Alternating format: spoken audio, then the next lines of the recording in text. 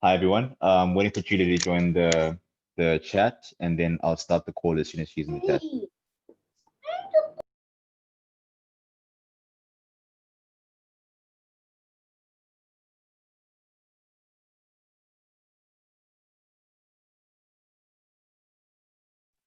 I'll also be sharing a link to the dataset you'll be using on the chat.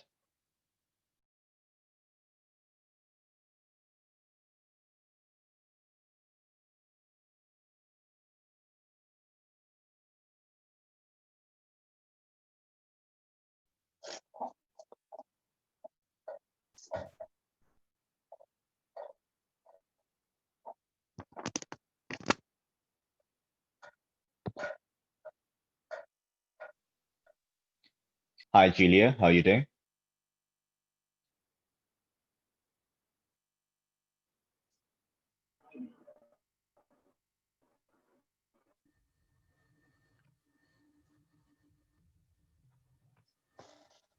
Hello, Julia. Can you hear me?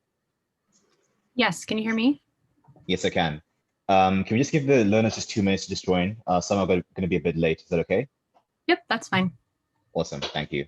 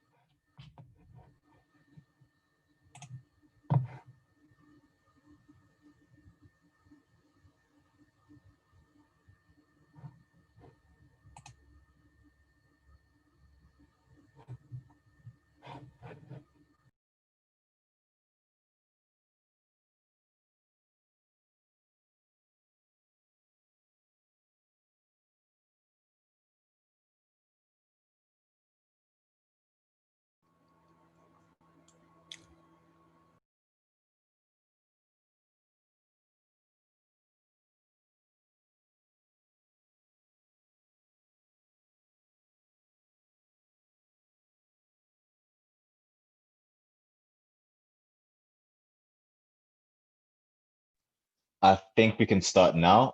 Feel free to introduce yourself and just start the workshop. Sure. Give me 1 second. No worries.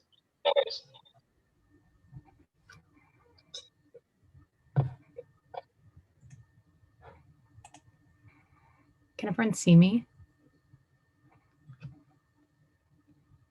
Yes, we can. Yes. Okay, great. Looks like we have someone in the waiting room.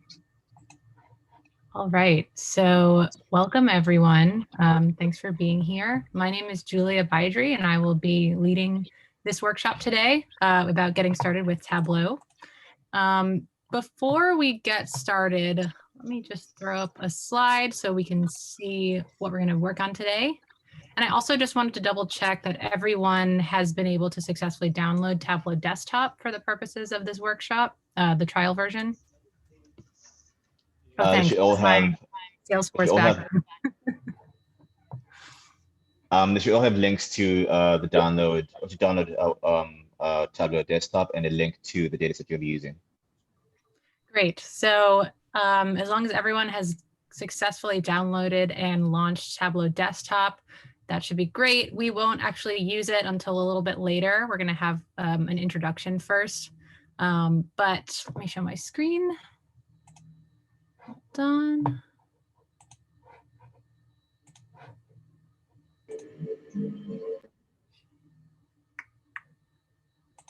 Okay.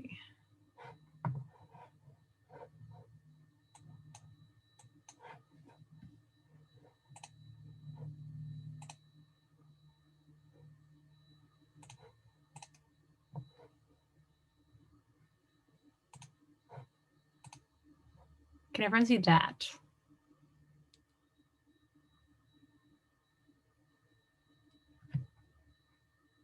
Can everyone see the slide that I'm showing?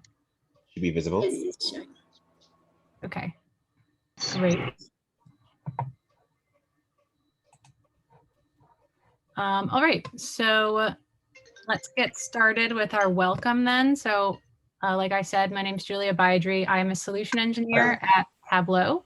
Tableau has recently been acquired by Salesforce, which is why you see my lovely Salesforce background today for my Zoom background. So a little bit about me. I've been working at Tableau for 2 years and a few months. I am a solution engineer, which means I help customers see the technical value of Tableau when they're in the process of acquiring Tableau for their business uses. And I work mostly with federal agencies and large nonprofits. So excited to teach you all a little bit about Tableau today. Before we get started with the science of visual analysis, I would love to just have everyone on the call just quickly say their name and their experience with Tableau so that I can make sure I, cover what needs to be covered today.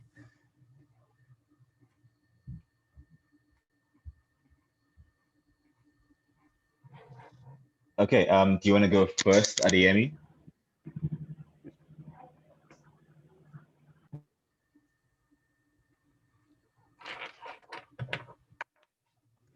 Hello, I'm Adeyemi. I'm an engineer and new to Tableau. I did some Tableau preview, but I'll be going in and out of this meeting because I'm currently driving right now to the doctors. But yeah, I would like to learn a lot about Tableau and what it can do. Awesome. Yeah, feel free to unmute your mics and just sorry. Okay, I'll unmute. All right, okay, cool. Should I go next? Or is anybody? You can go next, let's go. All right, cool. Hi, my name is Ropiwa Nemtivadi. So I'm currently based in South Africa, data scientist. I'm not really big in Tableau, rather big in Power BI.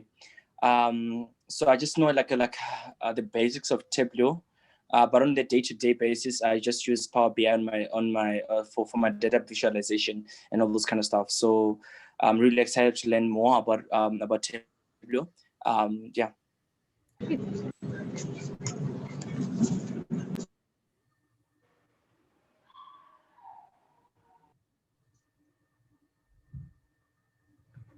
you want to go next, Bolu?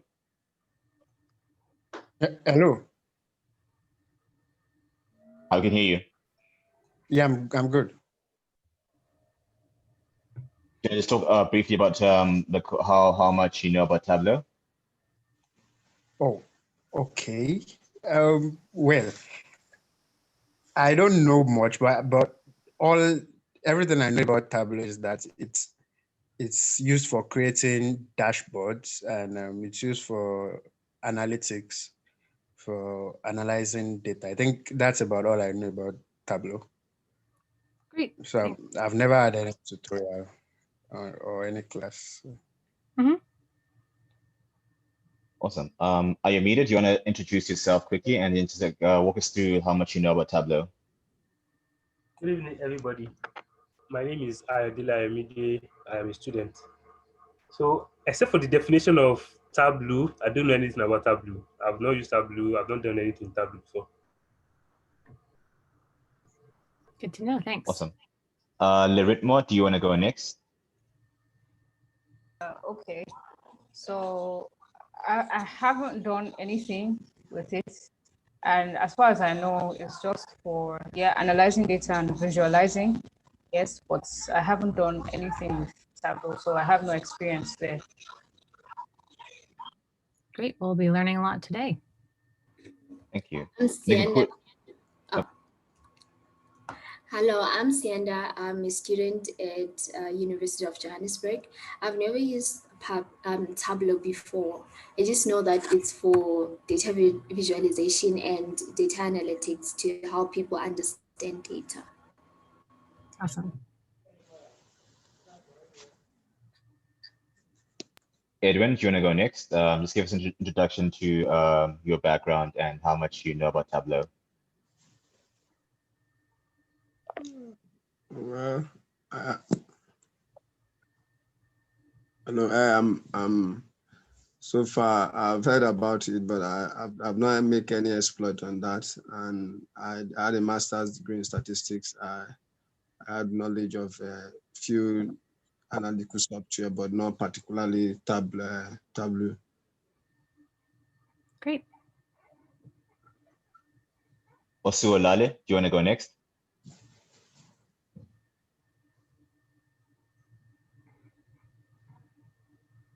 Hello, good afternoon, everyone, or good evening. Good to be here. I've worked with Tableau. I've actually gotten some gig using Tableau too. I'm pretty good with using Tableau. Thank you very much. Awesome. Samuel, do you want to introduce yourself and how much you know about Tableau?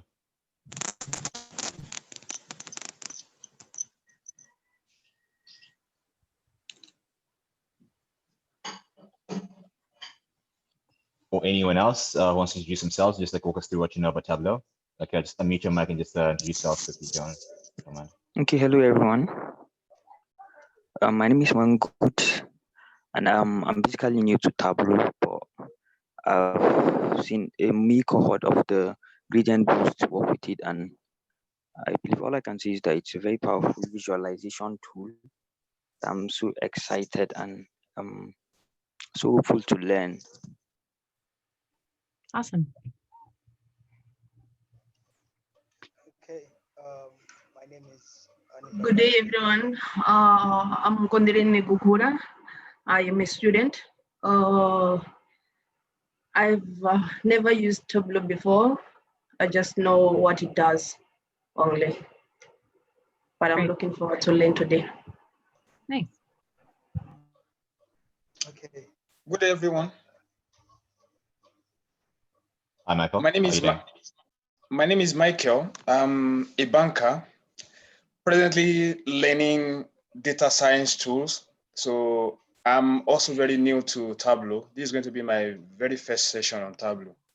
Thank you. Awesome. Okay, my name is Anibaba Yedeji from Nigeria. I've had an experience with Tableau Public on a desktop in the last internship I did. So I'm hoping to learning more because I know there's a pretty much big difference in using Tableau Public and desktop. So yeah, that's it for now. Awesome. Anyone else wants to introduce themselves? Just talk about. Hi, can you hear me? Yes, we can. Okay, my name is Okechukwu. I am Nigerian.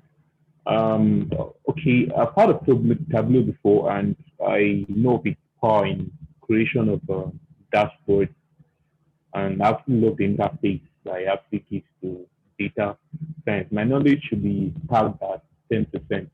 So I think this is a great opportunity to learn and get to know more about this too. Thank you very much.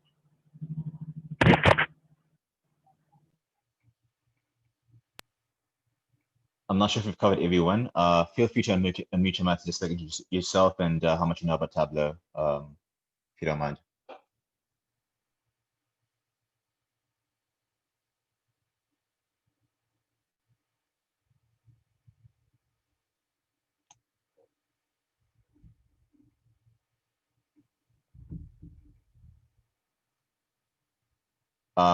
Do you want to go next as well, maybe?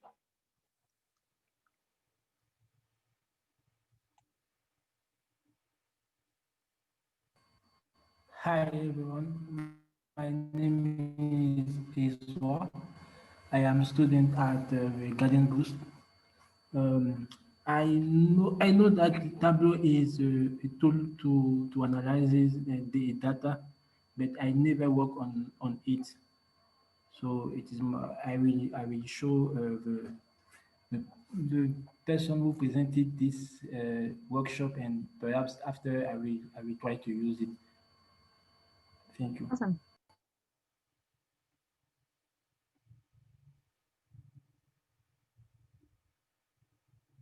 Zainab, do you want to unmute your mic and just like introduce yourself and how much you know about Tableau?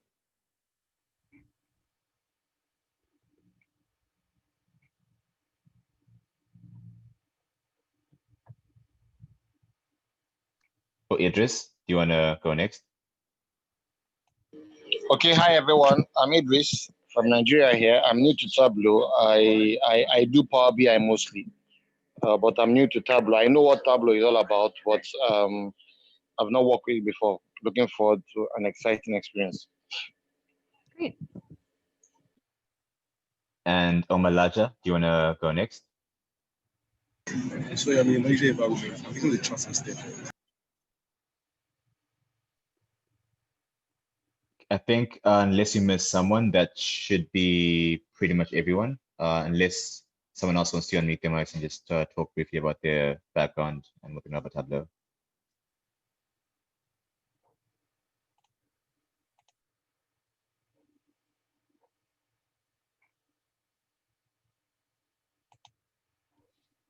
I think that's pretty much everyone, Julia.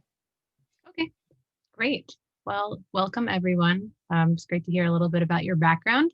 So it sounds like we have a couple of users who've had some exposures to Tableau, but it sounds like most of you have, some knowledge of what Tableau does, but not necessarily a lot of hands-on experience with it. That's totally fine, and we'll go over that today. So today's outline, we've just completed our welcome. And so first we're going to talk about the science of visual analysis. So I'll be going through a presentation around visual analytics and, what that means, how our own human nature feeds into how we view visual analytics. Then I'm going to do a demonstration of Tableau using Superstore data, which is one of the 2 data sets that comes with Tableau Desktop when you download it. Feel free to follow along within Tableau Desktop if you'd like to do that.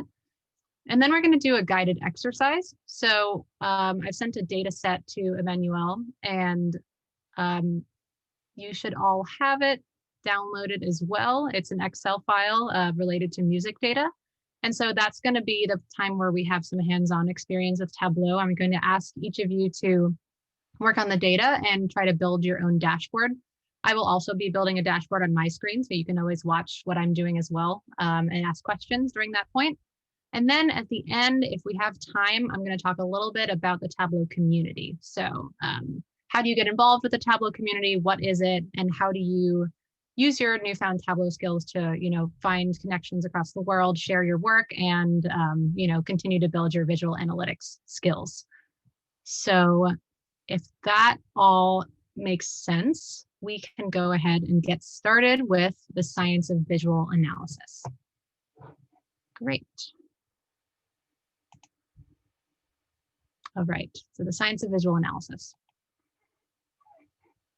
What is analytics? Does anyone want to, give a definition of what they think analytics is? Anyone have any ideas?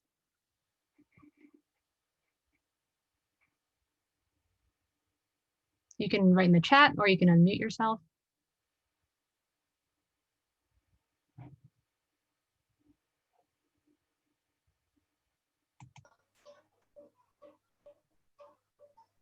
Hello. We can hear you. Okay, I think analytics is breaking down big data and getting insights from data, basically. Absolutely. Yep. Yeah, that's almost exactly the definition I have here. So what is analytics? Analytics is defined as the scientific process of transforming data into insight for making better decisions. So great work with that. So what we're going to talk about with the science of visual analytics is what we can do to make the analytical process the best for our users as builders in Tableau. So analytics, it's not just the description of information, but it goes beyond that. So we can examine and explain the information that we're seeing. So we're going to start with a little exercise here around visual analytics. I'm going to show a grid here of all numbers, and what we're looking for here is specific points of data that we're going to pull out of here. So this is an example of data. This could be anything.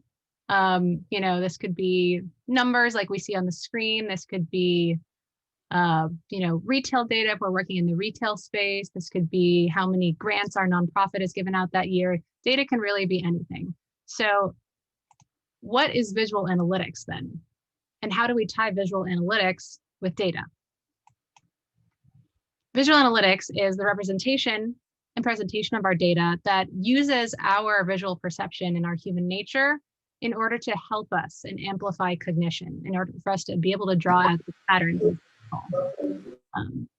So basically, what we're going to see here, again, are numbers. So this is the little exercise we're going to do. We see this whole pane of numbers, and what we're going to look for is the number 9. So if everyone can go and look at this screen and count every single number 9, and you can write in the chat or unmute yourself when you have the answer.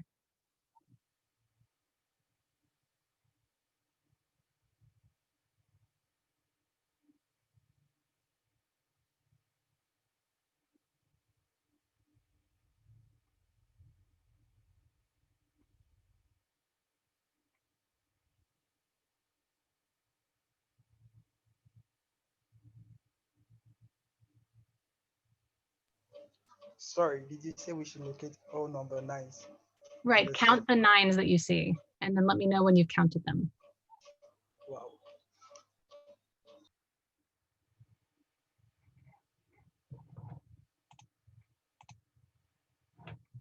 All right, looks like we have some answers in the chat. Okay, great. So let's try that exercise one more time. And I'm going to show a new slide. Okay, now count the 9s.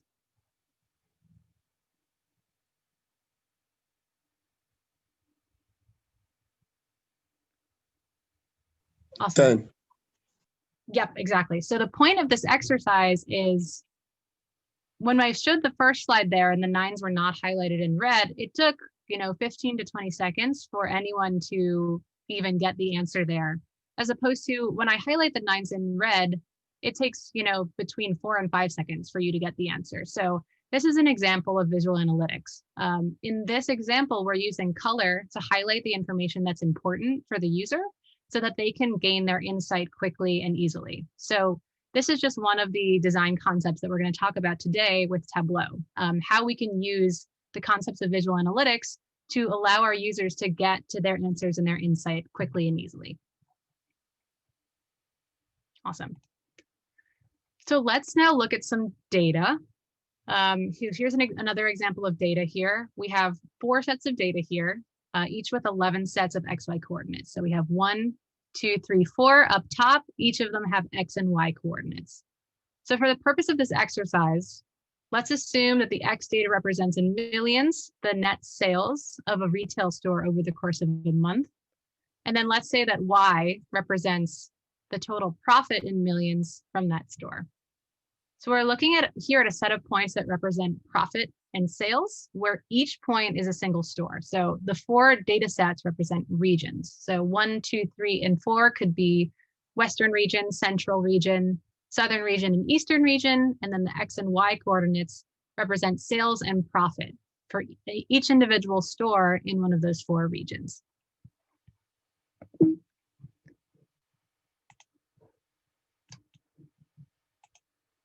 Okay, so we have a little bit of more information here down below. Typically, we'd have some more information when we're making a decision here. So let's look at some information about these data sets. So obviously, looking at the first data set, we can, as humans, try and read and understand and try and look for patterns there, but we don't have, a lot of information here helping us out in terms of visual analytics. So there's some statistics now in the bottom that can help us a little bit. We can look at means, variances when we're crunching numbers. We can look at correlation or do a linear regression. So it turns out that all these 4 data sets each have the same means, the same variances, the same XY correlations, and even have an identical linear regression. However, when we look at this visually, we're going to see a different picture. Okay, so here's the same 4 data sets, but plotted visually and with trend lines. So now that we can see, even though the statistics for each of those 4 data sets are exactly the same, when plotted visually, we can see that each of those data points look completely different when we plot them out like this. So if these were all, regions for stores, for example, when we were looking at this, maybe you'd want to, talk to the manager of the outlier in set 3 and see what they're doing right. Or maybe, you'd want to look at the stores in set 4 and see why their profits are underperforming compared to stores with similar sales. So when you look at this data visually, even though all the statistics lined up exactly the same, you can see things that you weren't able to see before just looking at, an Excel, for example, of data, just, the numbers themselves. So when we plot things visually, we're able to see patterns that aren't immediately apparent when we're just looking at the set data itself. Awesome. So a little bit of an introduction to visual analytics and why it's important here. All right, so now we're going to talk about human perception and cognition, like what we saw in the 9s example, why we can pick out red, for example, instead of just looking at the straight data itself, why we can pick out visual patterns easier than just looking at the data. Then we're going to talk about the visual analysis cycle and some visualization best practices, specifically using Tableau. Cool. So we're good at some mental math as humans. We have an area of our brain where we store quick responses to certain stimuli. So we know, for example, that 3 times 7 is 21 because we've learned that in school, and these facts can occupy part of our brain that has a quick response. However, humans are not so good at other mental math. So we're not designed to manipulate complex numbers in our heads. Another area of our brain is used for more complex processing.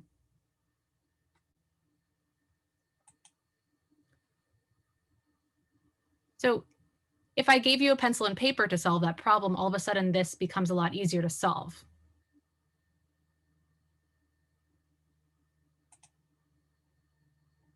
But how much easier is that when you have pencil and paper? It's about 5 times easier. So it takes educated people an average of 50 seconds to solve this problem in their head.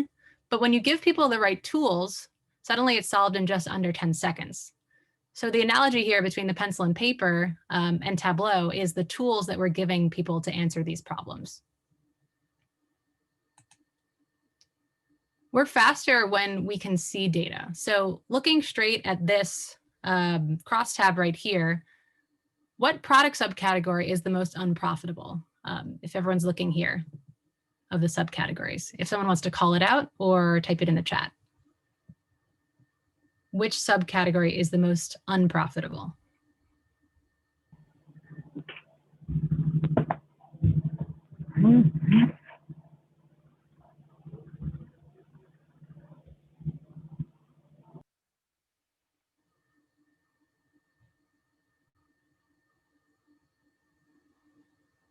Great, looks like I see some answers in the chat here. Okay, great. So the point here again is it takes some time for us as humans to read through this data and understand what we're looking for and then be able to call it out. So to answer this, you either scan the table from top to bottom and column by column, or from left to right and row to row. So evaluating each of these 60 data elements is pretty taxing to the brain. However, now that we've added the element of color onto this visualization, we can now call out the subcategories with negative profit much easier. Just like with the 9s example, when we add just a single visual element like color, the processing time gets cut significantly. So we've gone down from scanning all 60 items here to just 16, which are showing negative profit here. So we're narrowing down the data with this visual cue and allowing the processing to happen much faster. But what if we made it even better? So now it's pretty apparent which product subcategories are the most unprofitable. Now that we've added color and size, as well as orientation to the visualization, we're able to see much easier our unprofitable product subcategories.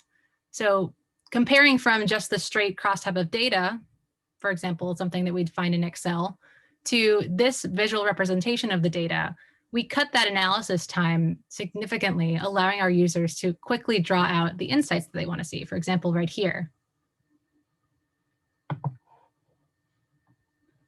Awesome. So why is this the case? So this has to do with pre-attentive processing. This is, part of human nature.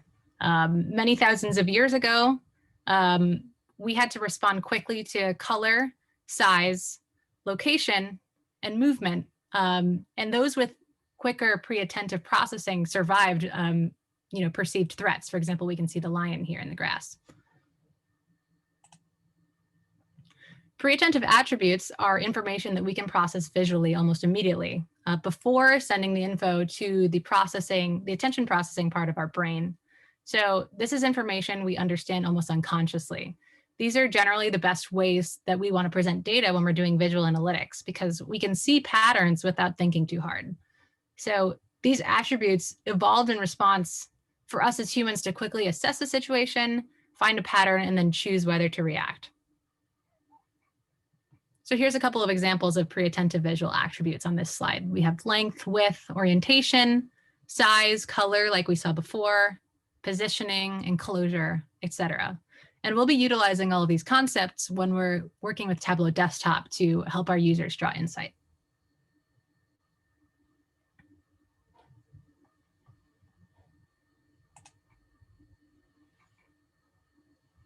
Again, we have a couple of other attributes here that help users understand data when placed in a visual analytics manner.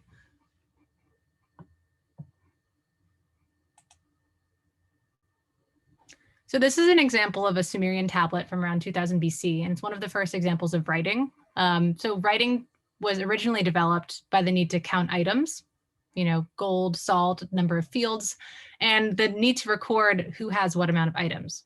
So the key thing to consider is that we've been using pre-attentive attributes to make decisions for about 200,000 years, whereas we've had numbers for only about 4,000 years. So at most, we've used numbers for only 2% of our evolutionary existence.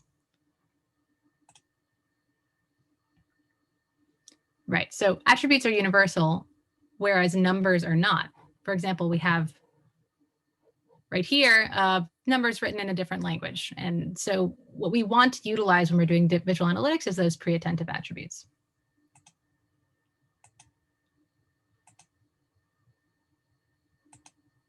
Okay, so the cycle of visual analysis. Visual analysis isn't just looking at a chart or using colors. It's a life cycle that includes identifying, getting your data, establishing the structure of that data, choosing the best way to visualize it, drawing conclusions and insights, getting buy-ins on those conclusions from your collaborative team, and then maybe supporting the whole cycle over again. So visual analysis is definitely not a linear process. It's very cyclical in nature. So supporting the cycle.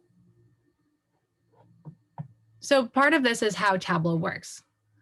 These are supporting the cycle of visual analysis. So Tableau is incremental. It allows people to easily and incrementally change the data, how they're looking at it. Tableau is expressive. There's no single view for all tasks and all data. Tableau is unified. It leverages changes in database technology that ease the cycle of analysis. And it's also direct. So one of the greatest parts of Tableau is that when you're using Tableau Desktop, the tool itself really disappears and you're directly interacting with the data. So Tableau, the way it's built, it's designed to not take you out of the flow of analysis. It's designed to have you be able to ask and answer your questions quickly and easily and not interrupt those conclusions that you're drawing.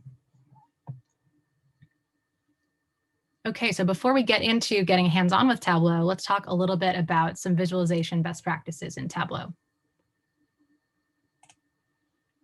So like we saw before, we always want to represent data for humans. We want to use color. Maps are great when we're doing geospatial-based data. And then we're going to talk a little bit about creating dashboards. Types of data. Okay, so we have three major types of data here: qualitative or nominal, qualitative or ordinal, and then quantitative. So we've got in Tableau, we tend to look at these things in two different ways. We look at our quantitative data as measures, which I'll explain a little bit more later. And we look at our qualitative data as dimensions. However, within the category of dimensions, we have nominal data, like, for example, names of states, names of people, or names of products. And then we have ordinal qualitative data, which are kind of degrees, for example, excellent, good, or poor, love it, like it, hate it. So it's more of a range or a spectrum there. So how do humans like their data? Again, thinking back to those pre-attentive attributes, these are the things that we want to think about when we're arranging our data in Tableau. So position, length, size, color intensity, different shapes, different colors. And so we have those three types of data that we just discussed split up here. And these are different suggestions on how to visualize those types of data when we interact with them. When it comes to these different pre-attentive attributes, there's a couple more that jump out right away, whereas some that take a little bit longer to process. So position would be more important here, followed by color, size, and shape.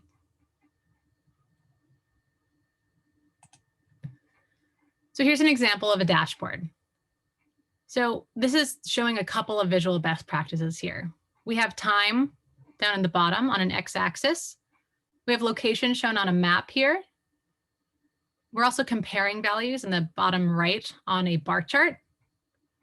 So we can see that we're using visual best practices in terms of color and the way that the data is arranged in terms of what visualization type has been selected here. So this is an example of a dashboard created in Tableau using some visual best practices.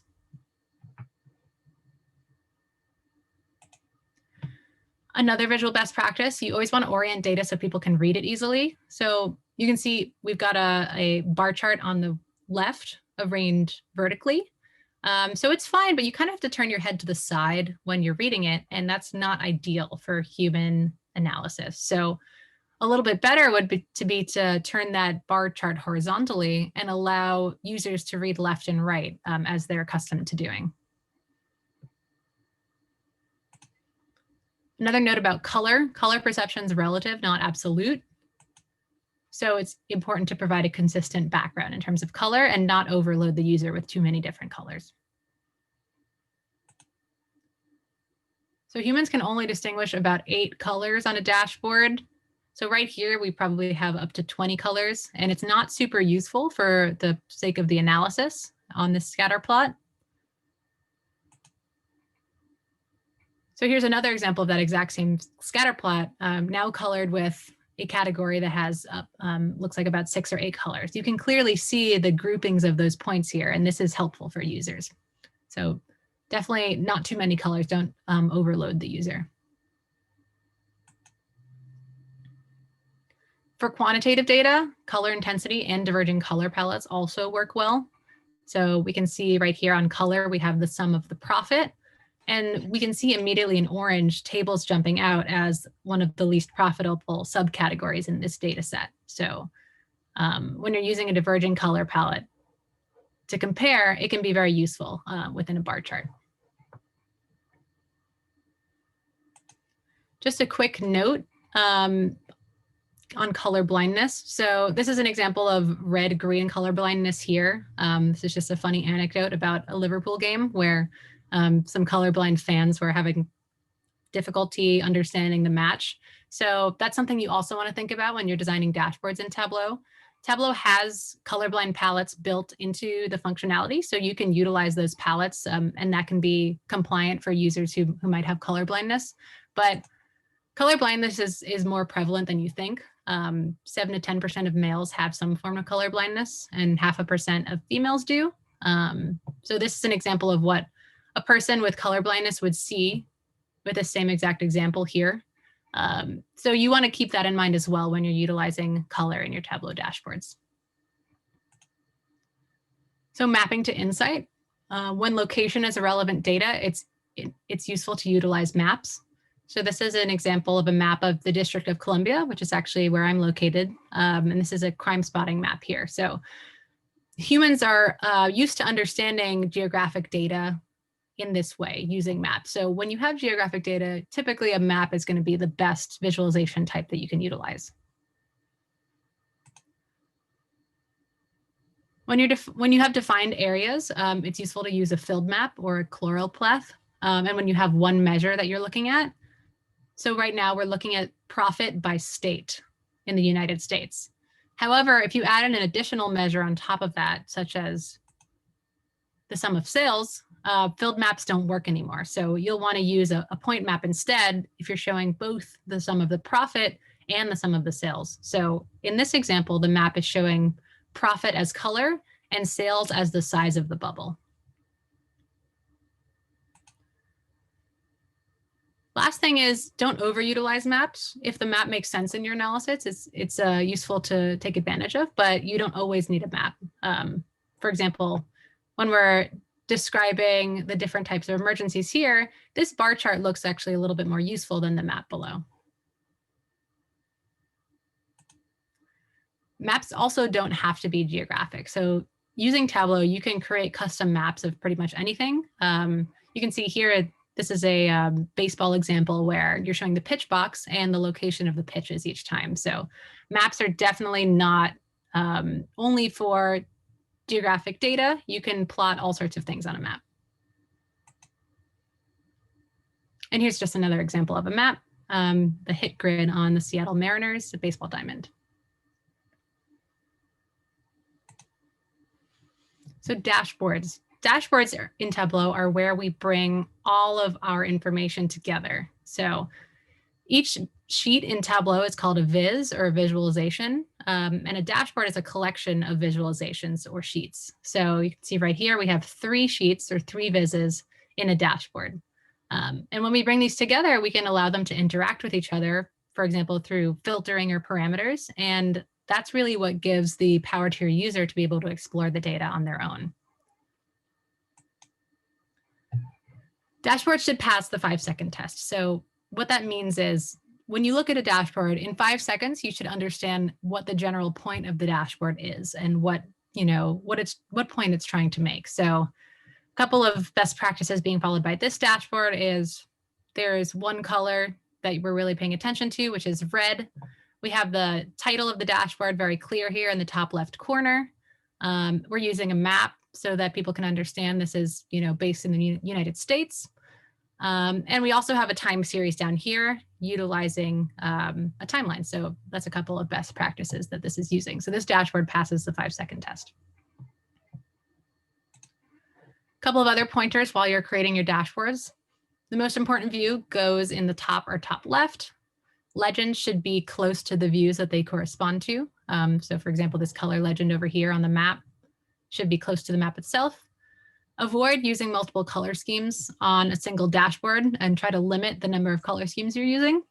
There shouldn't be more than 5 visualizations in a dashboard or else you start to get towards the overload scenario, and provide some interactivity for users. So for example, in this dashboard, we can see asset class up in the top right is a filter that people can select between. They also have rating groups. So when your users can interact with your dashboard and filter and drill down, it becomes a much more engaging experience. So adhering to the 5-second test, it's always important to use your words, use titles, axes, key facts and figures, units, remove extra digits, and make sure your hover over text or tooltips provide value. And so bring together all of these points that we discussed today in terms of pre-attentive attributes, color, different visualization types for different kinds of data, providing relevant cues in terms of text, and remembering the 5-second rule as you're designing dashboards in Tableau to make sure you're adhering to all these visual best practices that we've just learned about. Awesome. So that's the end of our first segment on the science of visual analysis. Are there any questions? We're going to take a quick break in a second, but I just want to address any questions that anyone had on what I just presented.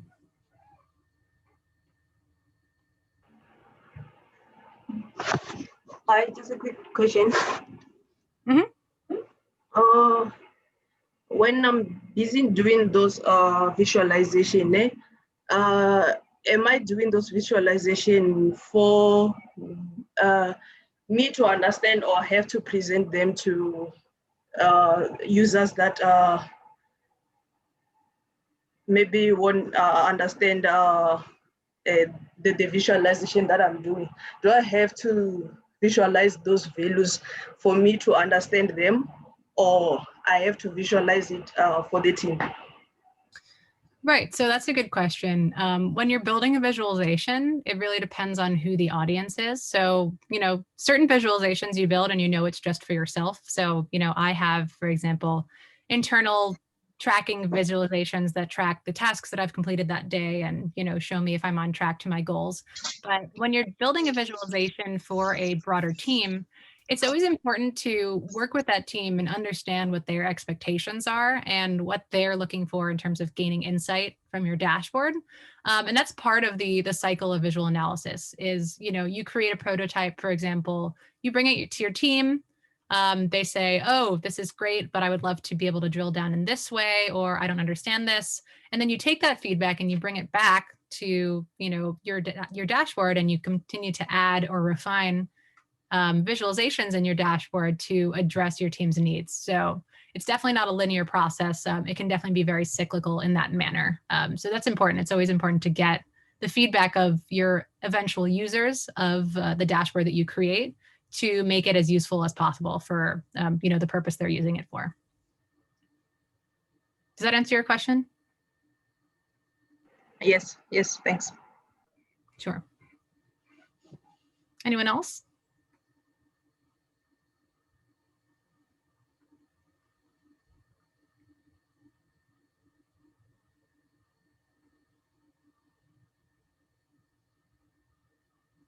Okay, great. If there's no other questions, let's take a 5-minute break.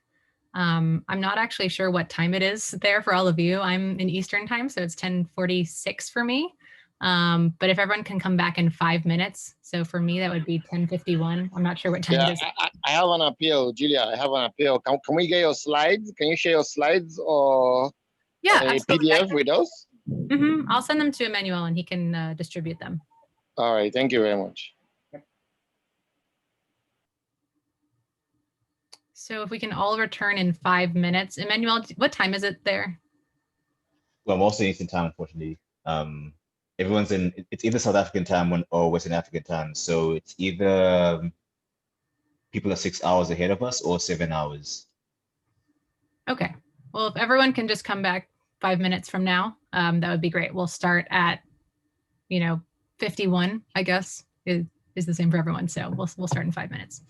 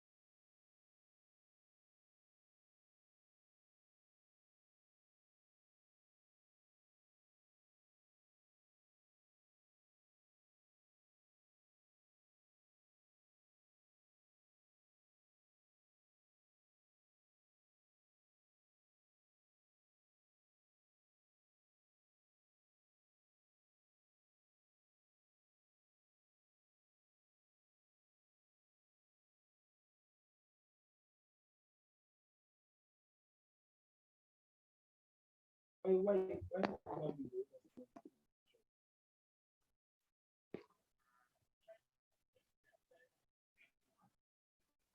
are working fast with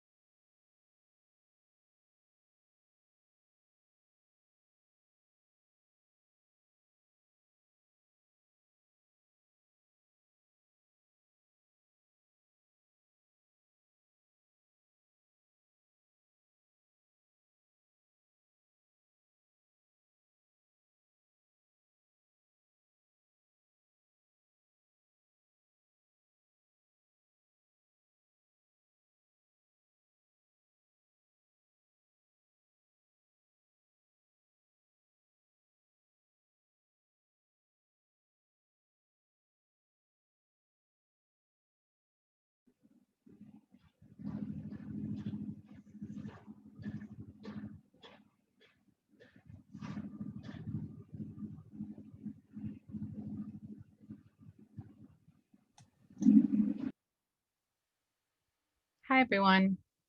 So it's 51. It's 10:51 a.m. for me, but I'm sure it's different times for everyone. So let's get started again. If everyone's ready. Can everyone still hear me? If someone can just put in the chat. Yes. Great. Cool. All right. So what we're going to do now is start to get a little bit more hands-on with Tableau. I'm going to give a demonstration of a sample workflow that would happen within Tableau Desktop. So we'll get started with that first. If you have a little bit more experience in Tableau, feel free to follow along if you'd like in Tableau Desktop. I'd also like everyone to open up their Tableau Desktop right now if they don't have it open already. So I'll give you, 20 seconds, 30 seconds to do that right now. I'm also going to open up my Tableau Desktop right now.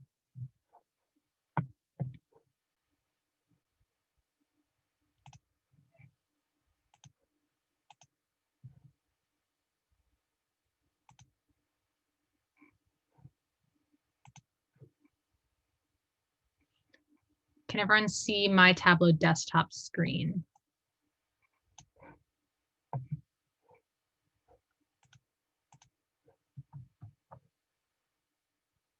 Okay, looks like that's a yes. All right, so I'm going to be going through a sample workflow in Tableau Desktop here. Feel free to stop me at any point with questions. I'm going to interrupt the typical workflow demo that we do to provide some tips along the way for new users, since I know a lot of you are looking to get hands-on with Tableau Desktop today. So before I start our, role play demonstration, I will just explain a little bit about Tableau Desktop and what you're seeing right here. So this is the starting pane of Tableau Desktop. Hopefully you all see this if you've opened up your copy of the Tableau Desktop trial version. Hopefully everyone has been able to activate their trial with their email address so far. If anyone has had an issue activating it, please let me know in the chat and I can help you during our guided workshop section. But hopefully everyone has their Tableau Desktop open right now. So what you're seeing here is the starting pane for Tableau Desktop. You can see in the middle here, this is a quick open area where I have a bunch of my visualizations that I was working on previously. Over on the right, there's some connection to some great training opportunities and tools from our website, some resources, super useful. We also have some sample workbooks down below that are built off of 2 data sources that are automatically included with Tableau Desktop when you get started, so that you can have some things to play with. But today our demonstration is going to be based off of our sample Superstore data source, which we got a little bit of exposure to already in the visual analysis section that we just went through. But basically, think of this data source as, the sales over time for a sample superstore, for example, Walmart or Target or something like that. So this is a big box store, sales and profit numbers primarily. So we're going to walk through the sample workflow of if I were an analyst interacting with my data and building dashboards and deriving insights from them. So before I do that, last thing to note on this starting pane is the connect area. So this is where you're going to connect Tableau Desktop to your data source. You always need a data source to get started with Tableau Desktop in order to start building. So we have a lot of different examples of connections here: Microsoft Excel, text files, JSON, PDF, spatial. And we also have a lot of different connections to servers. So a lot of different server options are here. So if you become an analyst at an organization, many use these common data type connections, for example, Databricks or Google BigQuery, MySQL. So a lot of connections here are provided out of the box in Tableau, which is super useful when you're connecting to these types of servers. So again, for the sake of our demonstration today, we're going to use one of the saved data sources that comes with Tableau Desktop. We're going to use the sample Superstore data source. So if you're here on the start pane with me, please click on that. Great. Cool. So we've got our sample Superstore loaded in. I'm going to go to the data source, which is right here in my bottom corner. Sorry, is there a question?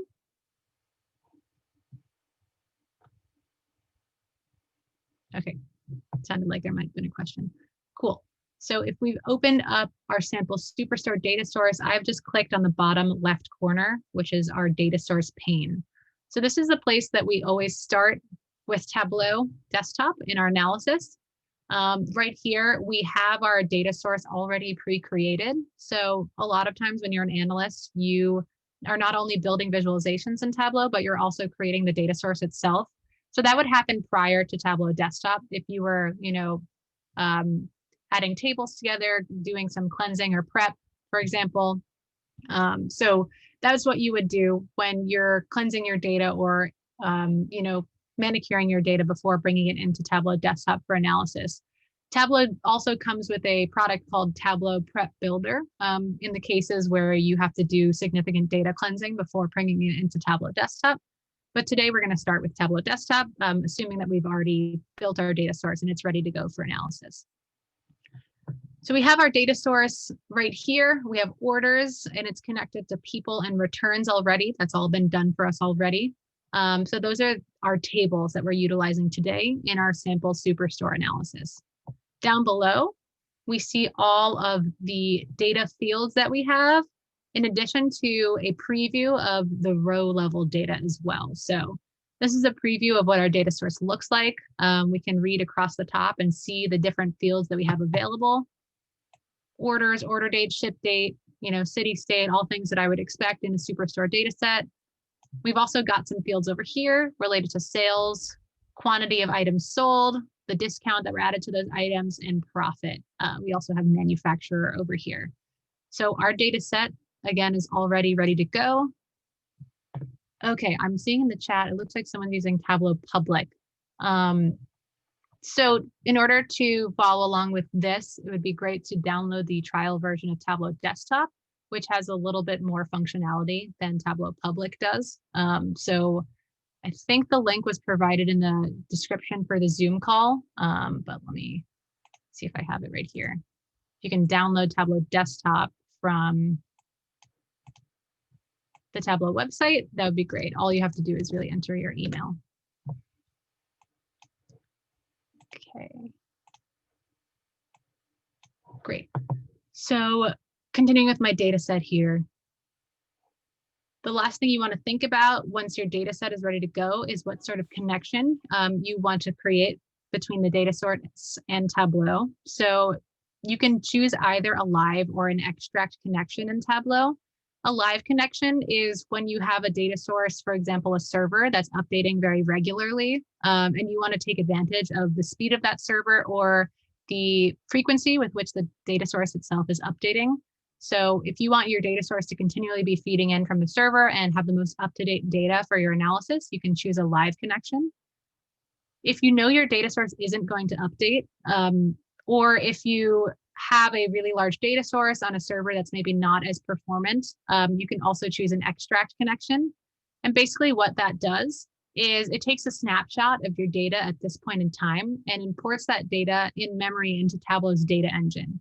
So extracts are great when you want to optimize the performance of your data set and make interacting with your data source speedy and easy. So if your data source is not continually updating, or if you have a large data source that is slow to load, an extract is really great to use, especially when you're in the analysis itself. So when you're building your dashboard, taking an extract, I would recommend because it often speeds up the process. And instead of sending a query back to the data source or database every time, it'll take a snapshot of that data and allow for a little bit of a quicker performance.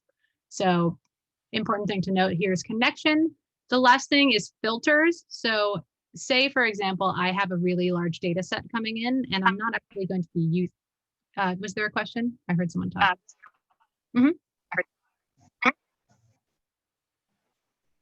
I can't really hear it. It sounds kind of choppy.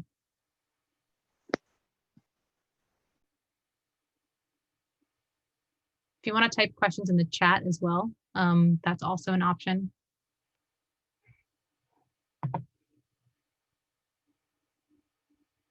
Okay, I'll keep going for now and see if there's any questions in the chat.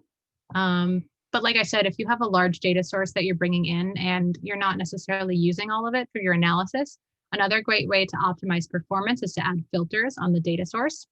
So if you add a filter here, for example, say I was only looking at my sales for the state of New York.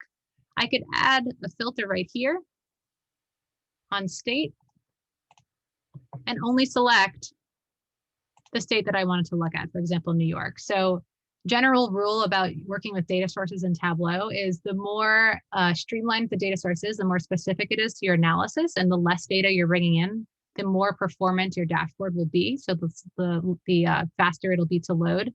And performance is really important when you're thinking about the experience of your users, because if you have a dashboard that's being fed by a large data source and it's taking 15, 20 seconds to load, a lot of your users will leave the pane before even waiting for that to load up. So it's important to think about the performance of the dashboard when you're bringing it to your end users. So if you can filter your data source, if you know you're not using your whole data source for the analysis, it's recommended that you do so before beginning your analysis in Tableau Desktop.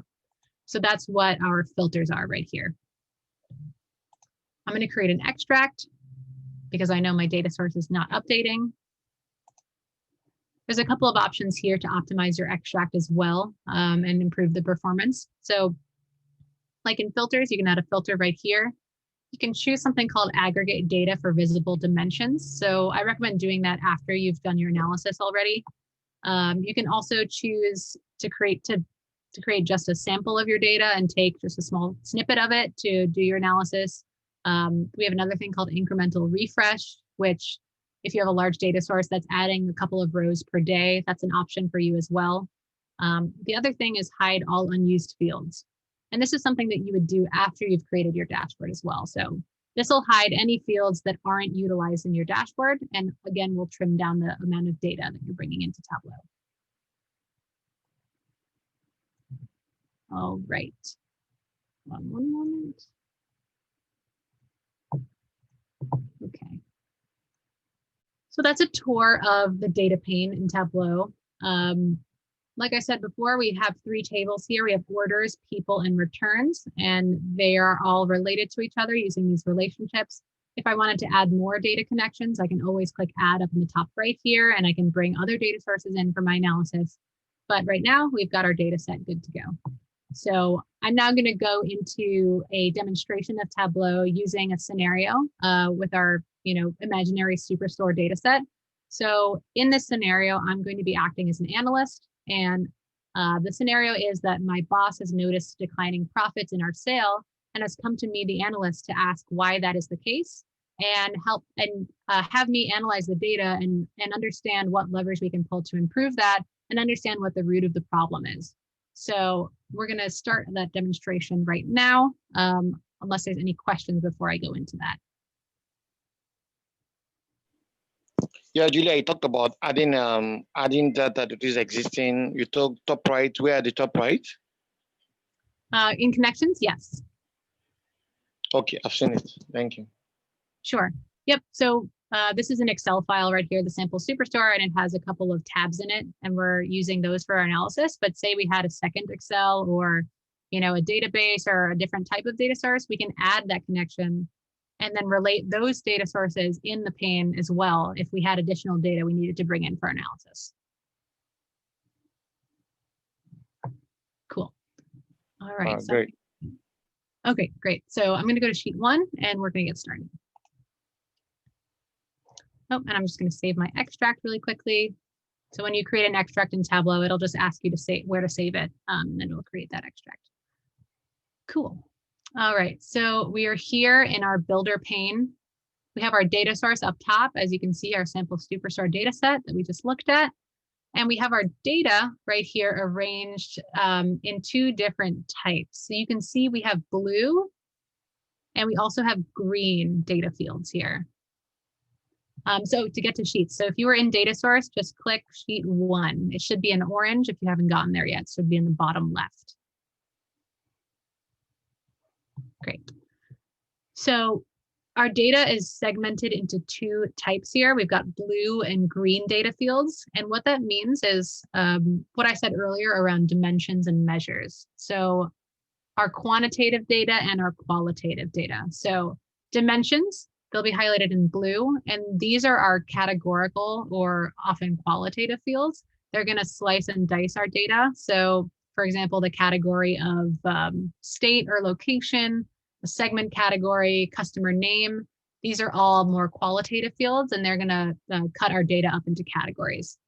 Our quantitative data is known as measures in Tableau, and they're highlighted in green here. So these are the fields that we're going to want to aggregate, for example, a sum or an average.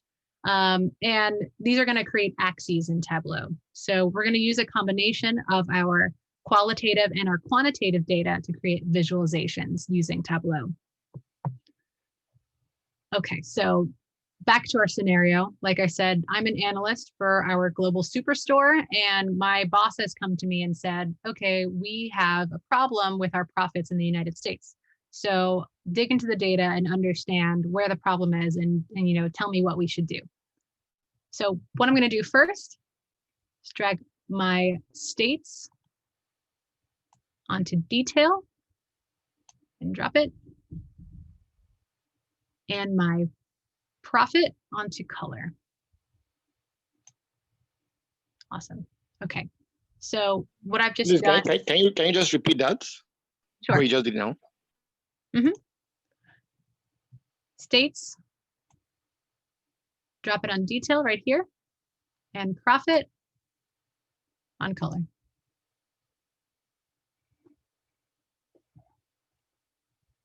Great.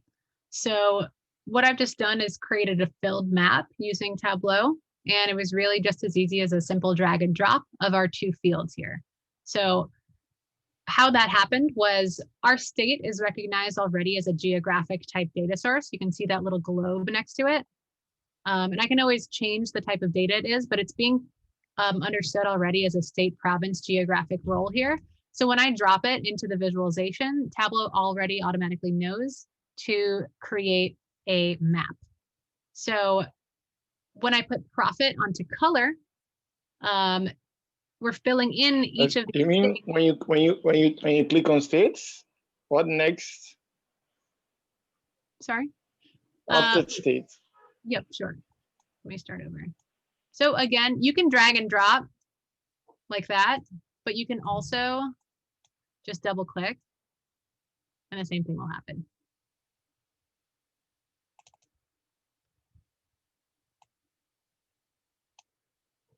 So the marks card is something important that you're going to want to understand, because it's going to allow you to format your data source the way, your visualization the way you want.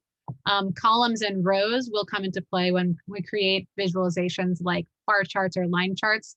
Right now, columns and rows have latitude and longitude on them. They've been generated by our state data, but often we'll be having our categorical and numerical data up there as well.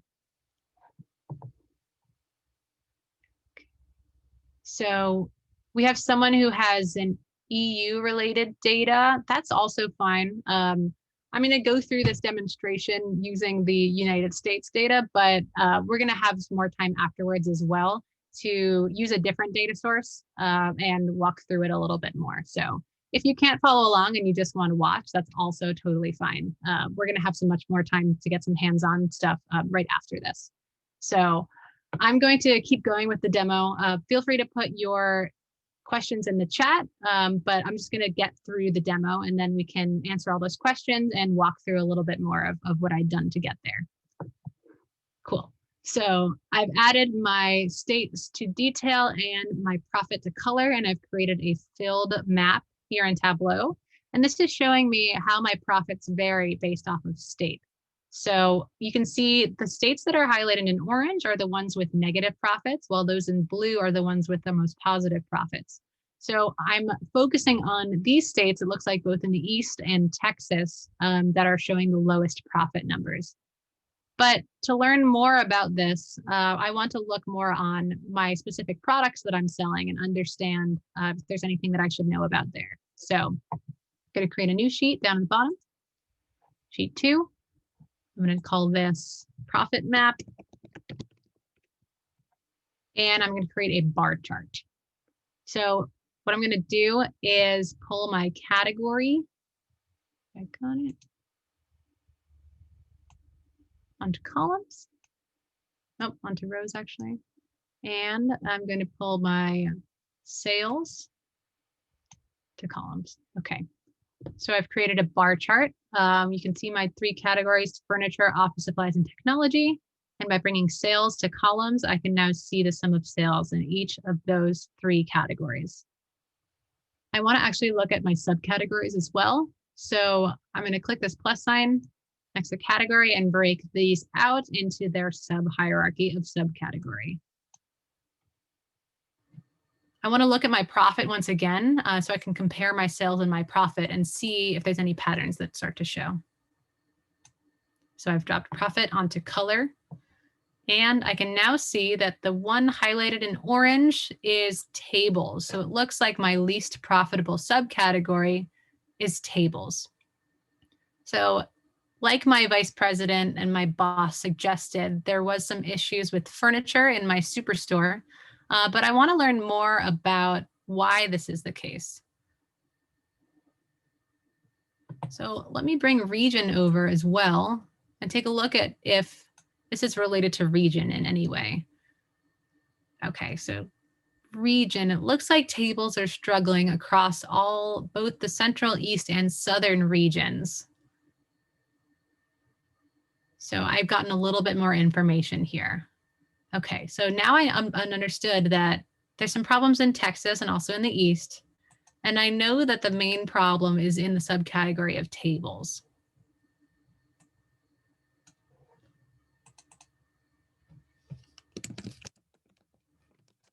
I'm going to call this category profit, and I'm going to keep going and create another visualization.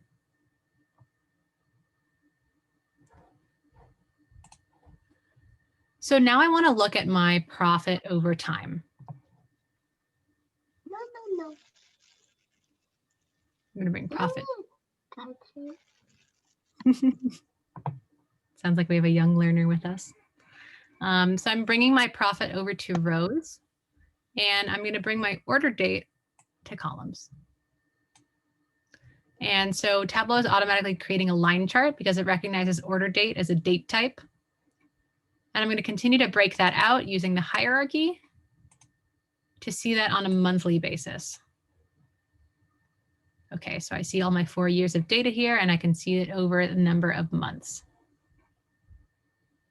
But I'm more interested in year-over-year profit growth here. So I'm going to add a table calculation to get a sense of that. And so table calculations are built into Tableau, and they're common calculations that can be easily added to your visualization. So in this case, I'm going to choose year-over-year growth.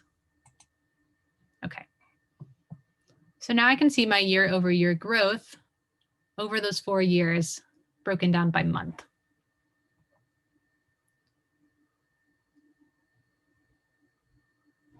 Okay, so now already in the last couple of minutes, we have 3 visualizations, and we're already drilling down into our problem of why our superstore is struggling in terms of profit. Excuse me. On the second sheet, how did you apply colors on the bar chart? Sure. So color is right here in the marks card. When you want to apply color, you can drop whichever measure dimension you're looking for onto the top of that button and then let go, and the profit will now be coloring the bar chart. So it's drag and drop. Awesome. Awesome. I think that's good. No problem. All right, so already in the last few minutes, we've created a couple of visualizations, and we've gotten some insight onto what the problem is in terms of our decline in profits. I'm going to name this profit over time. All right. So we're going to start to take these individual insights and draw them together into a dashboard. To create a dashboard in Tableau, we're going to press this button right here with the little 4 squares, and it's going to be automatically naming dashboard 1 here. And my sheets are all available here on the left, and I'm going to just start dragging them in. Tableau is really all about drag and drop.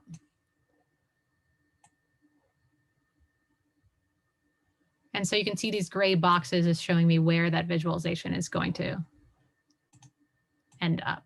I'm going to move my legend over here. All right. So we already have a pretty useful dashboard here, but we could make it even more useful adding some interactivity here. So what I want to do is to allow my users to drill into our information and get some more sense of, you know, if I looked at both Texas and tables at the same time, how would my profit over time react? So what I'm going to do is add a couple of quick filters here. Again, super easy. You just have to click this little funnel looking thing, use as filter. So select the sheet and that gray pane will show up, use as filter. So I've added a filter to both of these top visualizations right here. And you'll see how powerful this is. Now when I select a mark in my visualization, the remaining dashboards will filter based off of my selection. Sorry. Mm-hmm. Yeah, how did you rearrange the old sheets into how you wanted it to be? Sure. So you can drag and drop. Once they're in the pane already, you see this little gray thing up here. You can grab it and move it around. Okay. Thank you. Yep. Cool. All right. So I've added filters here and I've selected Texas. And you can see my two visualizations have updated, and I can look at how when I drill down into just data related to Texas, my profit in my categories changes. So you can see here, when I'm looking at the whole country, tables looks like the least profitable. But when I click on Texas, it looks like binders are actually having an even worse problem than tables. So I'm going to want to look into this a little bit more before I bring my boss my analysis. So I click on binders as well and drill down. It looks like binders are actually not very profitable, just in general, year over year. So I'm going to look more into binders and see what else we can find out from this data.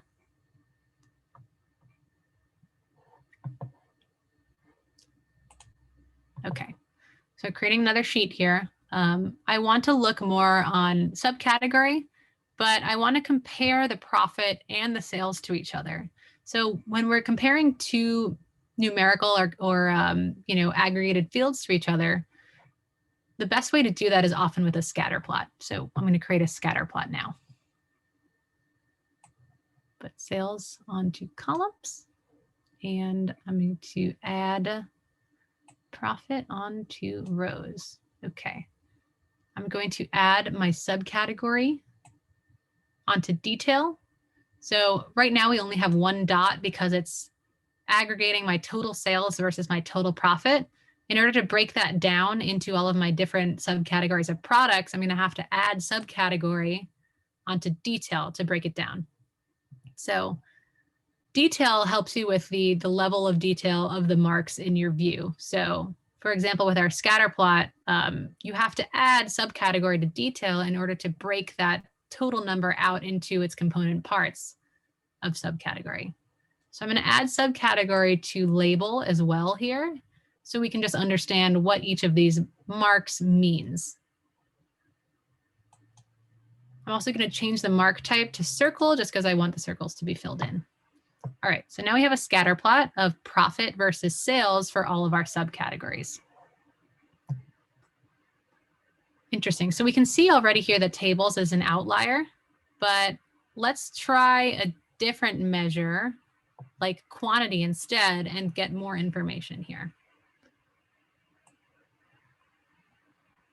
So I'm going to drag quantity on, and I'm going to get rid of sales and take a look at profit versus quantity.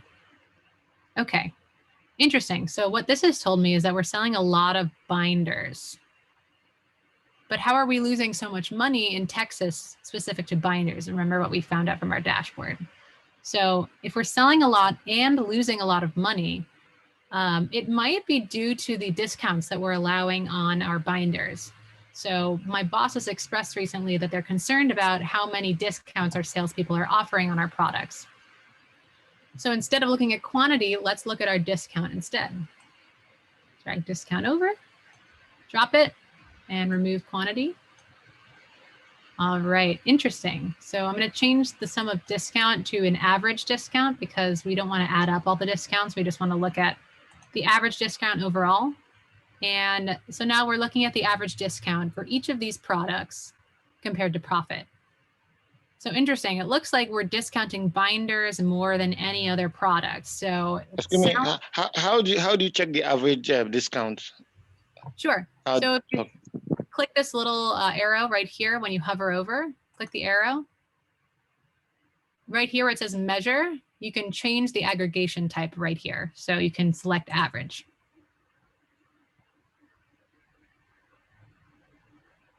Okay, great. So it looks like we are discounting binders more than any other product in our superstore.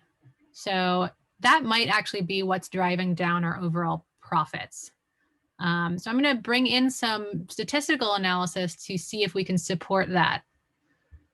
So bringing in a trend line is something that we can utilize here.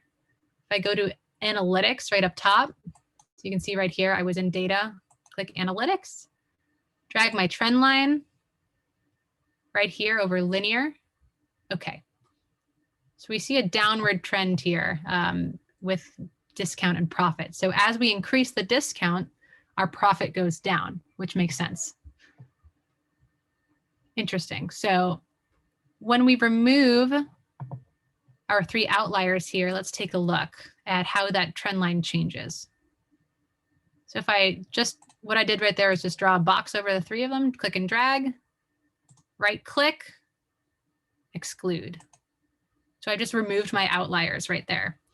So once I've removed my outliers, I can actually see that for our categories of products that are performing well, as we increase discount, our profit is actually increasing.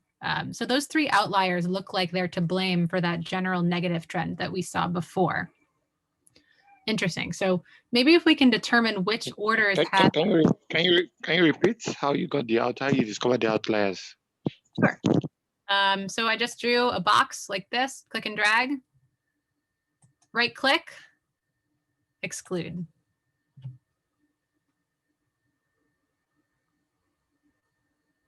Cool. So now that we've excluded those outliers, we're going to look at these specific orders and see if, you know, these discounts are driving our decrease in profits. All right, so let's take a look at our orders then. I'm going to remove our filter. I'm going to. Yeah, excuse me. Yep. Hello. Please, for just this now, for this one I just did now. Would those be excluded? If you want to return them back, what will you do? Right. So that's a good question. Right. So our filter right here, when we exclude the outliers, basically what Tableau does is create a filter for you saying those 3 outliers are filtered out. So if I edit that filter, you can actually see that Tableau has changed my action into a filter that has removed binders, machines, and tables. So that's what that's doing right there. So you see the outliers are there. When I exclude them, they're added to filters over here to filter those out. Does that make sense? Yeah, sure. Mm-hmm.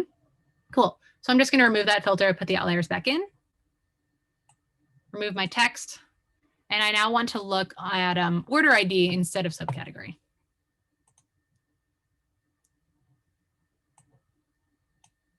Okay. So here's all of our different order IDs. So these represent individual orders by individual customers here. Okay. So what I want to do is bring this scatter plot of all of my individual orders into my dashboard that I already have existing to be able to filter on Texas and see if we can get some insight from the orders themselves.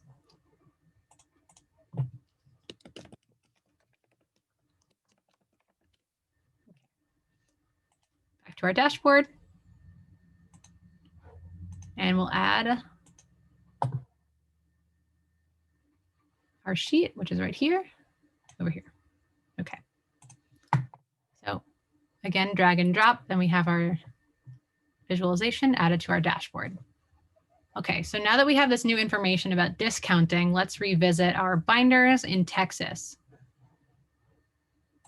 Select Texas, select binders. Okay, interesting. So you can see I've selected these two things, binders in Texas, and we can see our discounts here. We've actually never sold a binder in Texas with less than an 80% discount. So this discount of 0.8 right here.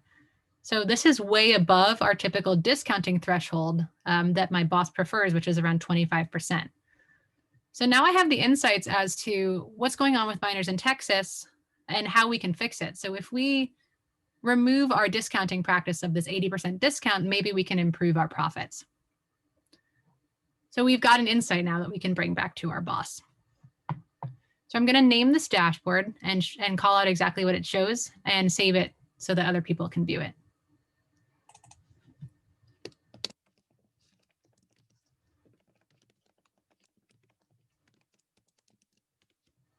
Cool.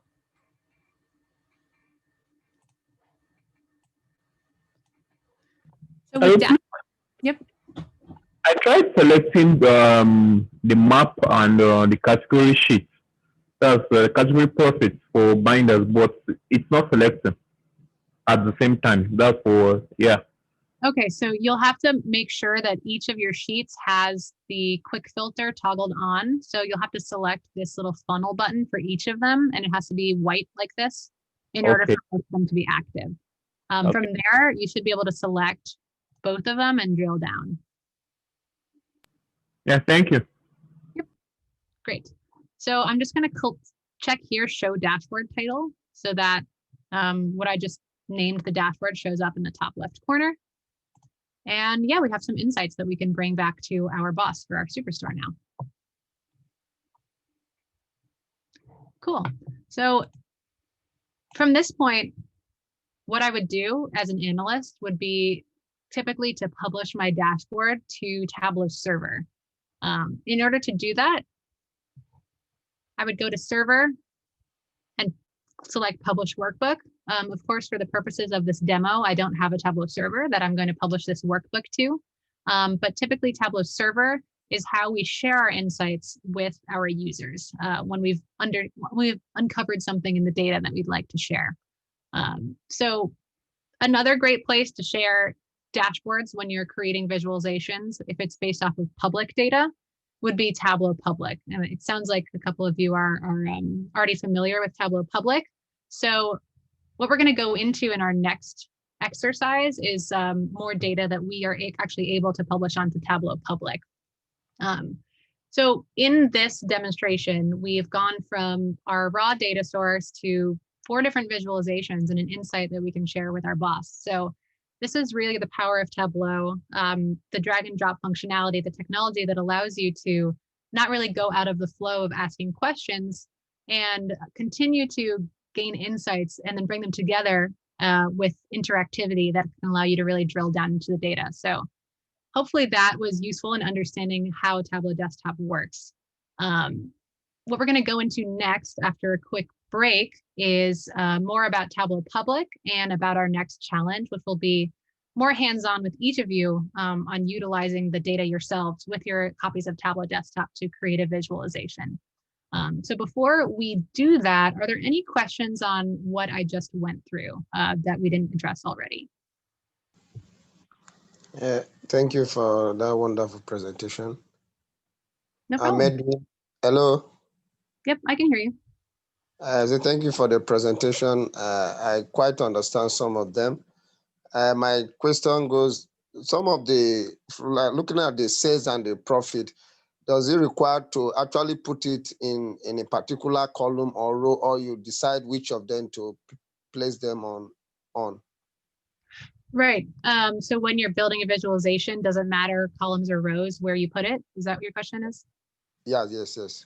Right. So I'll show you what the difference is here. So it's basically just based off of which orientation you want to see your visualization is in. So think of it as like a grid, X and Y, for example. So if I put sales on columns and I put my subcategory on rows, our bar chart is going to orient itself horizontally from left to right. If I did the opposite and I put sales on rows and my subcategory on columns, it's going to be vertical. So it's basically like X, Y, and you can flip it either way. General best practice with Tableau is to orient a bar chart from left to right because it's easier for people to read when it's kind of, written regularly left to right. But, you can always do it this way as well. And this button I'm clicking up here is just allows you to swap what's on the columns and the rows. So that's a quick way to kind of switch the orientation and, take a look at which way you want to visually show it. Another thing that's useful to know is this Show Me tab right here, which is really useful when you're starting out with Tableau. So when you bring some data, like where are some of our sales in our subcategory onto columns and rows, and you click the Show Me tab, Tableau will highlight the visualization type that it recommends for you. You can see I'm highlighting, it says recommended, a bar chart. But using Show Me, you can easily toggle between these different types of visualizations. For example, if you wanted to see it as a tree map, pie chart, stacked bar, things like that. So you can always click around and kind of see the options here that you have with your visualizations. And that's a very useful tool as you're getting started.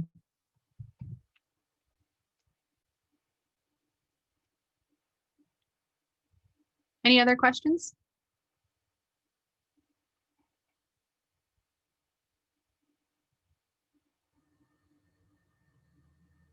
Okay, great. So if there's no more questions, let's take another 5-minute break before we start with our guided activity. So everyone should have a copy of Tableau Desktop and a copy of the data source, which is called music data. So make sure that you all have your music data Excel and your copy of Tableau Desktop ready to go in the next 5 minutes, and we will get started again at 38, whatever hour it is for you. So 5 minutes and then we'll get started.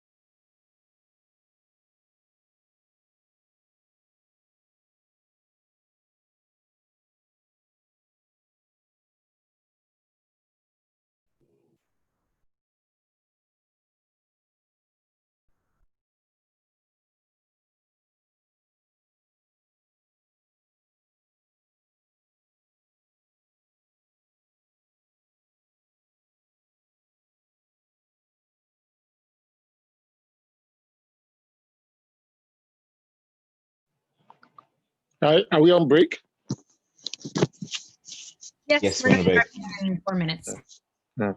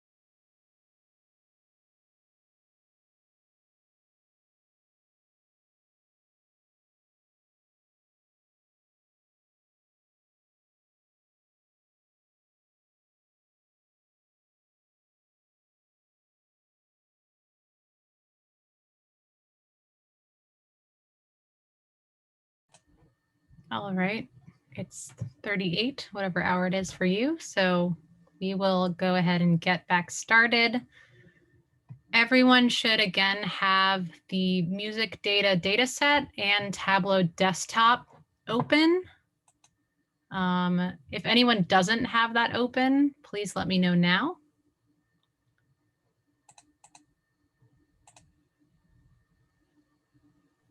Still trying to open it.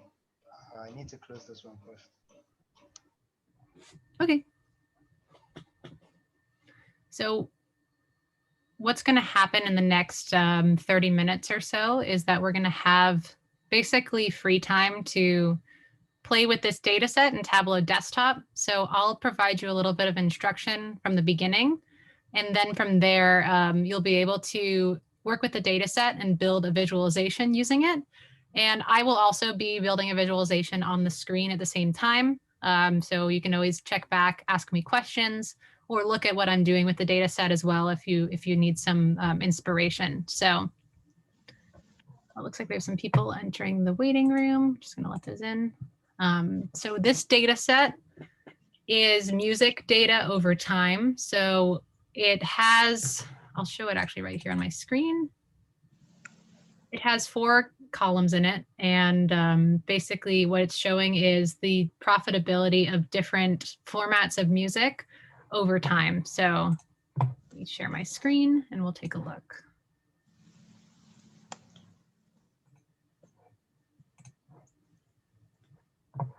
Can everyone see my screen?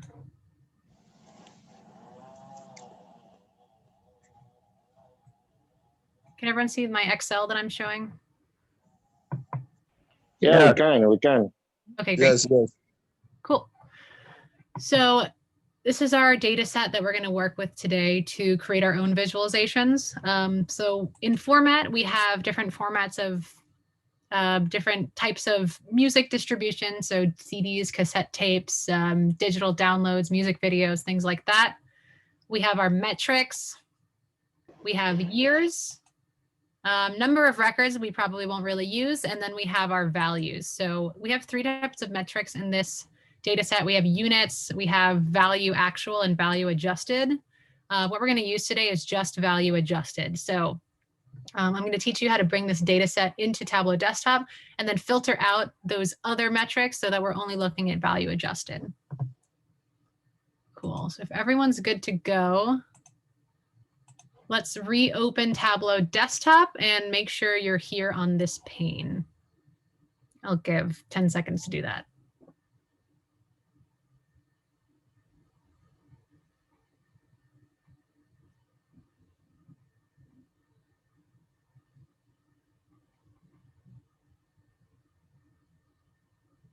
Okay. If anyone's having an issue, please let me know in the chat, but assuming everyone is here, let's go ahead and connect to our Excel file. So in order for this to work, you'll have to have your Excel file downloaded and saved locally on your computer and know what the name of it is so that you're able to locate it. So we're going to connect to the data by clicking right here, Microsoft Excel, and locate the file. So for me, I have it right here, music data. Please, I have a quick question. Yep. Please, in adding new data, we just finished working with the Superstore data, for example. So if I want to add the music data, do I need to close the Superstore project entirely? Because when I tried adding this music data, it was trying to connect, finding a way of connecting with the Superstore data. So do I have to close the Superstore project entirely to work on the music data? Right, the previous Superstore project, right. So I opened a new file in Tableau. I just saved and closed my existing file. You can connect to the music data as well and add another data source in your Superstore, but I would recommend keeping them separate. So I would just open a new copy of Tableau Desktop and close your other one. Okay, thank you. Mm-hmm. Cool, right. So if anyone was following along with Superstore, save and close that and open a fresh Tableau Desktop with no data connected to it. And once you're ready, select Microsoft Excel from the Connect pane and then select your data source and then open. Sorry, I didn't get that. Sure, I'll go back in 1 second. You say we should close the superstore. Yep, so you can save and close your Superstore, and then just reopen Tableau Desktop, or you can always select File New to open a new version of Tableau Desktop that you know, it's like a new copy of a blank Word document. So just open a new blank Tableau Desktop is what I meant. Okay.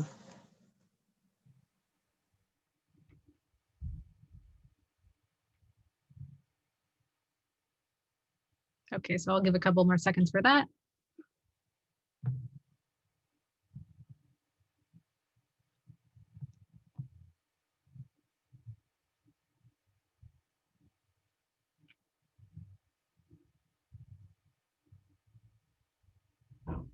Okay, so once we're ready, once you've connected to your Excel sheet, you should be in the data source pane, and you should see a preview of your data source right here.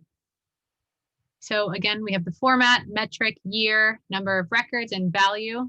So we don't actually really need the number of records, so we'll ignore that for now, but we're gonna add a filter on metric so that we're only looking at the adjusted value. So like we looked at before, let's go in the top right corner and click add. And add a filter on metric. Right, yeah, we'll get to the objective in 1 second. Let's add a filter onto value adjusted. So select value adjusted to keep it. That means units and value will be filtered out. So we'll click OK. OK again. All right. So our filter has been added. So the question from Victor is, what's the objective this time? That's a great question. So this data source is actually from a Tableau program called Makeover Monday. We'll get into that a little bit when I talk more about the Tableau community after we do this exercise. But basically what Makeover Monday is it's a free challenge offered every Monday on a website called Makeover Monday that provides a data set, a free data set, and people can connect to it in Tableau Desktop and create a visualization. So Makeover Monday provides the data set and a visualization sample from where the data set was and asks you to essentially make over the visualization along with best practices. So you can connect to the data, create your own visualization, and then share your visualization using Tableau Public to the Tableau community. And it's kind of like a competition. So it's a really fun thing to take part of. So this data set comes from Makeover Monday, one of those challenges, and it shows the you know, sales over time of different formats of music over the course of many decades. So our objective today is to visualize this data in a way that shows how different formats of music have been profitable over time. So how has sales of different formats of music changed over time? So, you know, in decades past, maybe CDs and cassettes were more popular, but nowadays maybe digital downloads are more popular. So what we want to look at is this data over time and understanding some of the trends that have occurred in the past with these different formats of music and their sales. So hopefully that makes sense. Let me also show the original visualization because that will be useful as well.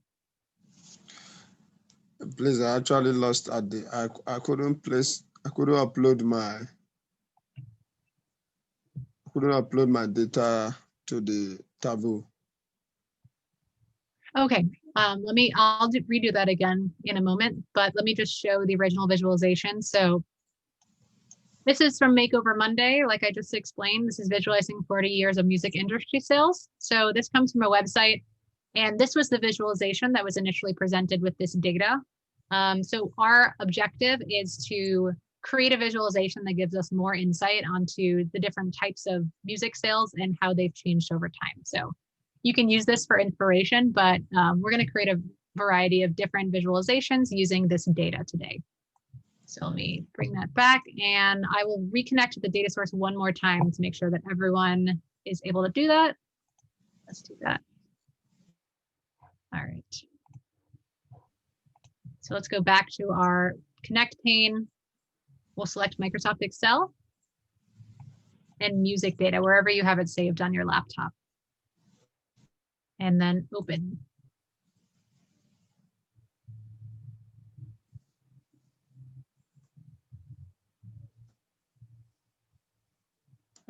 Any other issues with getting the data loaded in? Is everyone good, hopefully? Okay. Filter, right. So before we added a filter. So again, let's add a filter one more time. Click add. Select metric. And select value adjusted. So we just want to look at value adjusted. And then hit OK. And that's it. All right, hopefully everyone has reached this point.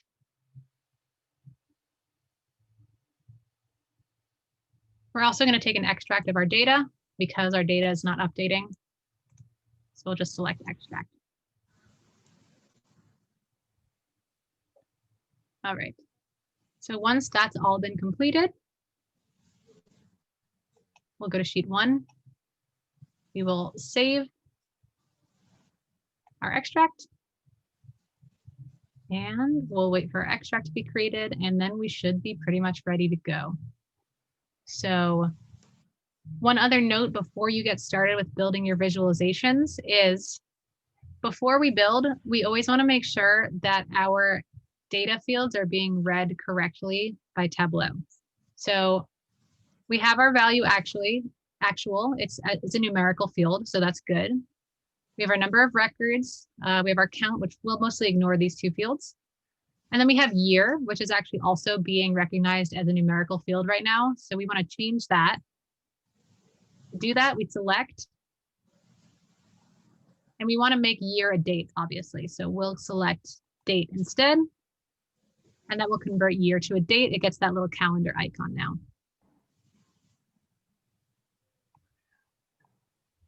So if everyone's completed that, the last thing we want to do is understand what units value actual is in.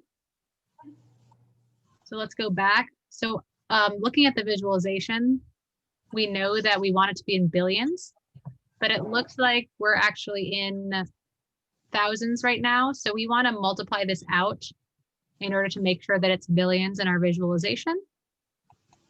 So to do that, we're going to create a calculated field.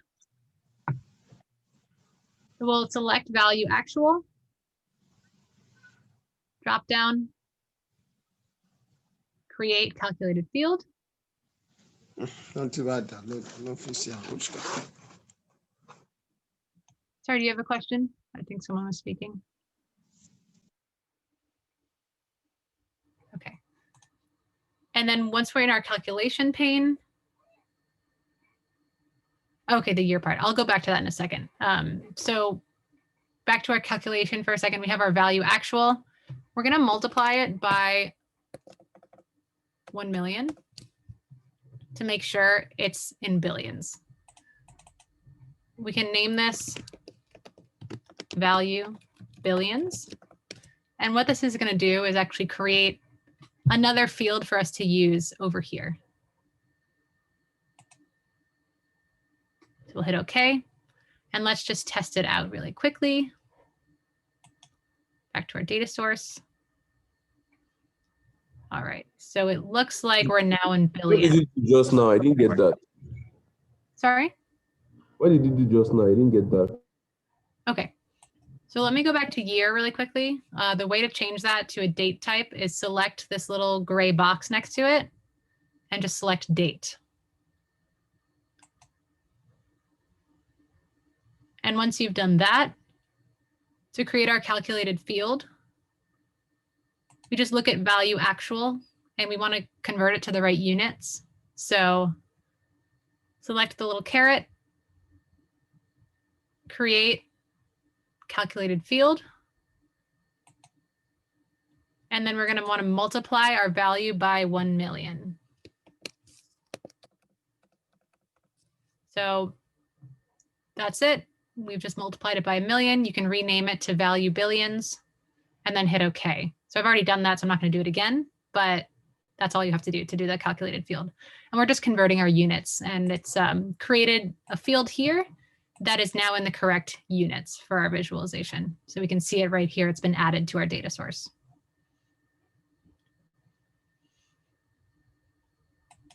Is everyone there? Are there any questions?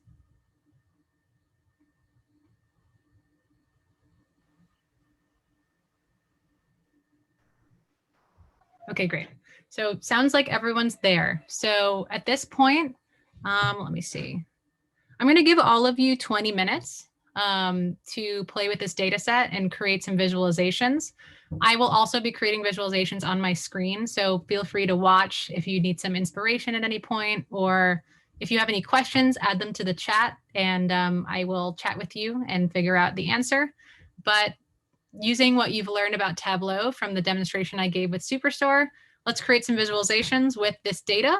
You can always, again, use Show Me if you need somewhere to start, and I will answer questions along the way. So we'll give you 20 minutes. It is, for me, 11:54. Probably something else for all of you. So we're gonna get back together at, what is it? 14. So you have 20 minutes from now. All right, so everyone feel free to go ahead and start building your visualizations. I will write in the chat that we have 20 minutes.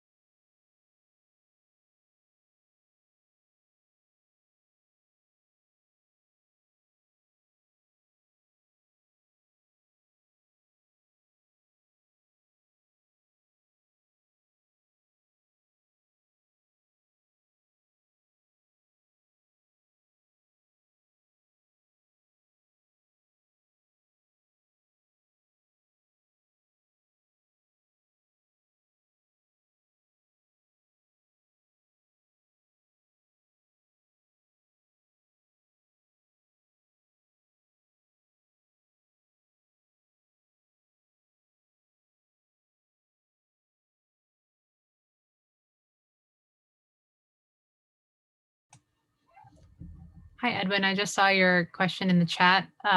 So you have your data source, but you haven't been able to add the calendar to year yet, or the calculation. Is that correct? Yes. Okay, great. I'll just show that one more time. Everyone else, feel free to continue building visualizations. Okay, so we're here. We added a filter up top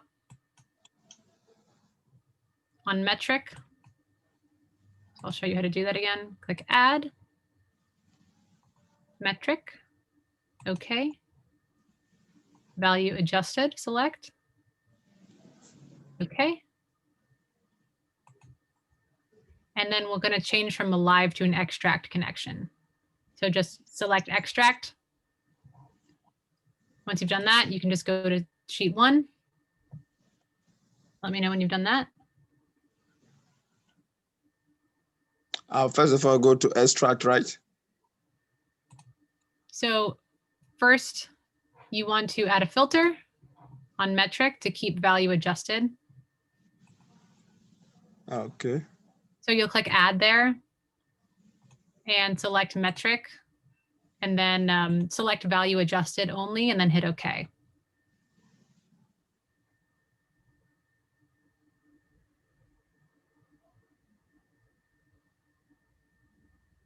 Let me know once you've done that. Yes.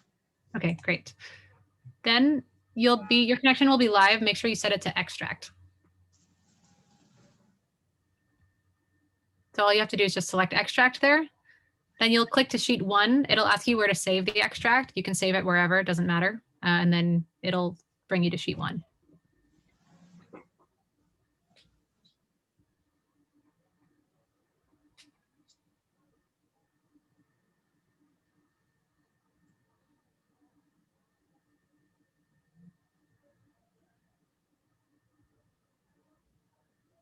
Let me know once you're there.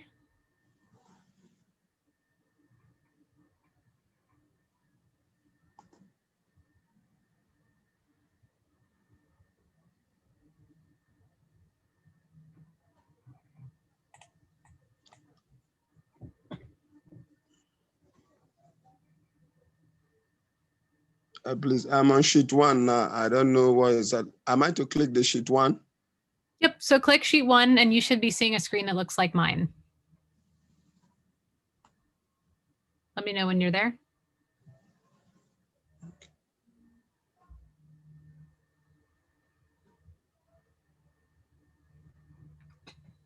It's asking me to save again. Sorry, go ahead. It's asking me to save. Yep, you'll have to save your extract. So you can just save it wherever you want, and that's totally fine. And then it'll take you to sheet 1. Okay. Okay, that's taking me there. Are you, Hello, sorry, I'm there. you're at Yes, sheet I'm 1? there. Got Yes, it. I'm there. Okay, so from there, select the little icon next to year and make sure that date is selected. Let me know when you've done that.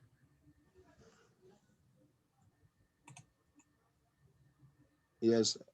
Okay, and then last thing we're going to do is select value actual.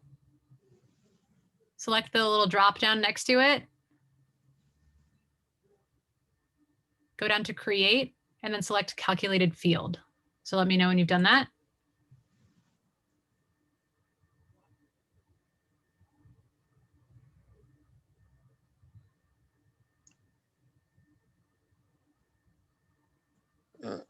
Clicking the year, I should just click the year and it will show at the sheet 1.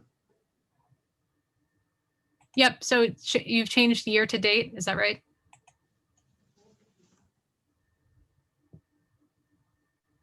Have you done this? Change year to date? No. Are you It's on not sheet showing. 1? Yes, I'm on sheet 1. Okay, do you see year on table in the side? It doesn't show table. It shows a Naira sign like an ash. Okay, yeah, it probably makes sense for you to share your screen. So let me take my screen share off. And if you can go ahead and share your screen so I can see.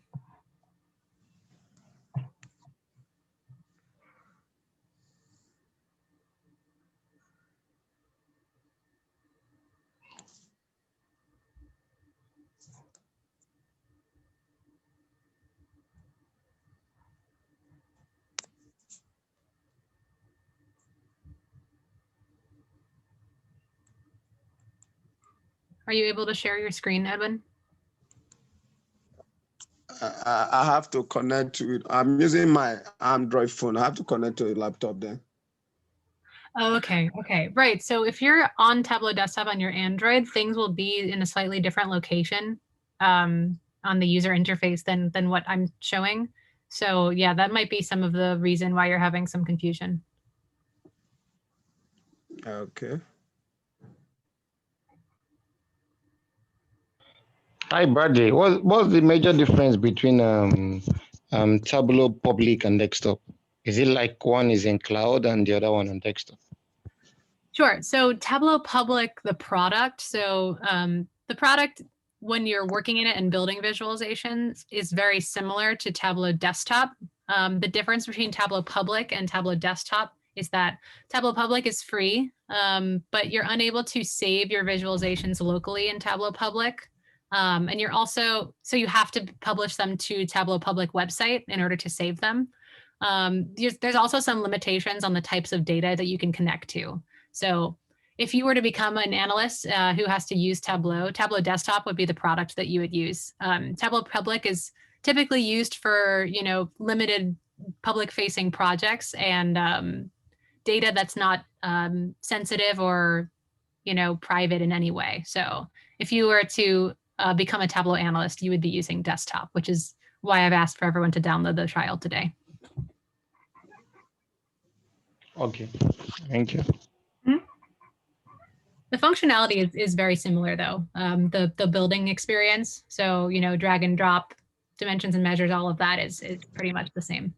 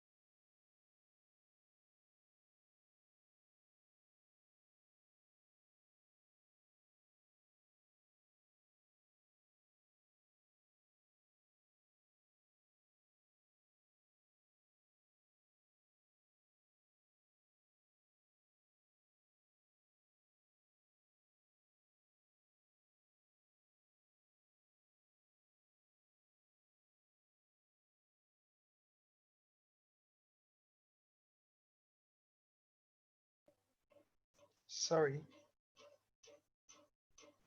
Hello? Hi. Yep. Sorry, can you go over your format over time, the way you visualized it in bar charts that combines together? You mean this one? Yeah. Sure. Yeah. So what I did was I changed the color scheme and I changed the format of the visualization. So I'll start over. Hold year onto columns. And then I put format onto color. And then I added value in billions to rows. I changed the color legend where I just hit edit colors here. I prefer hue circle. I just really like rainbows. So I picked hue circle down from the bottom. So that's how you get that different color scheme. Hit OK. And so right now we're in a line chart. You can use show me to, click around and see what different things look like, of course. But in order to, let's go back again. Go from here to a bar chart in one click. The way to change the format of your visualization is in the marks card over here. So right now it's automatic. It's doing a line chart because it's a over time data. And so that's a recommended visualization type by Tableau. But if you select bar instead, then you'll get the bar chart. Okay. Got it already. Thank you. Does that make sense? Yeah, I already did it. Thank you. Oh, great. Awesome. Cool.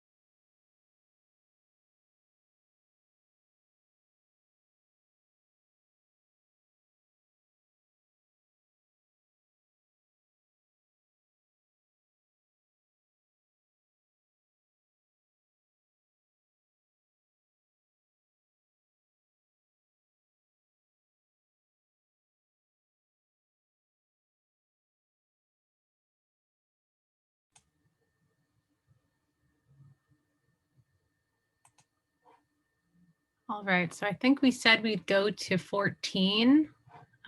So hopefully people have been able to create at least 1 or 2 visualizations. Can I just get some feedback either in the chat or over the phone if people are, at a good point with their visualizations or they were able to create a visualization?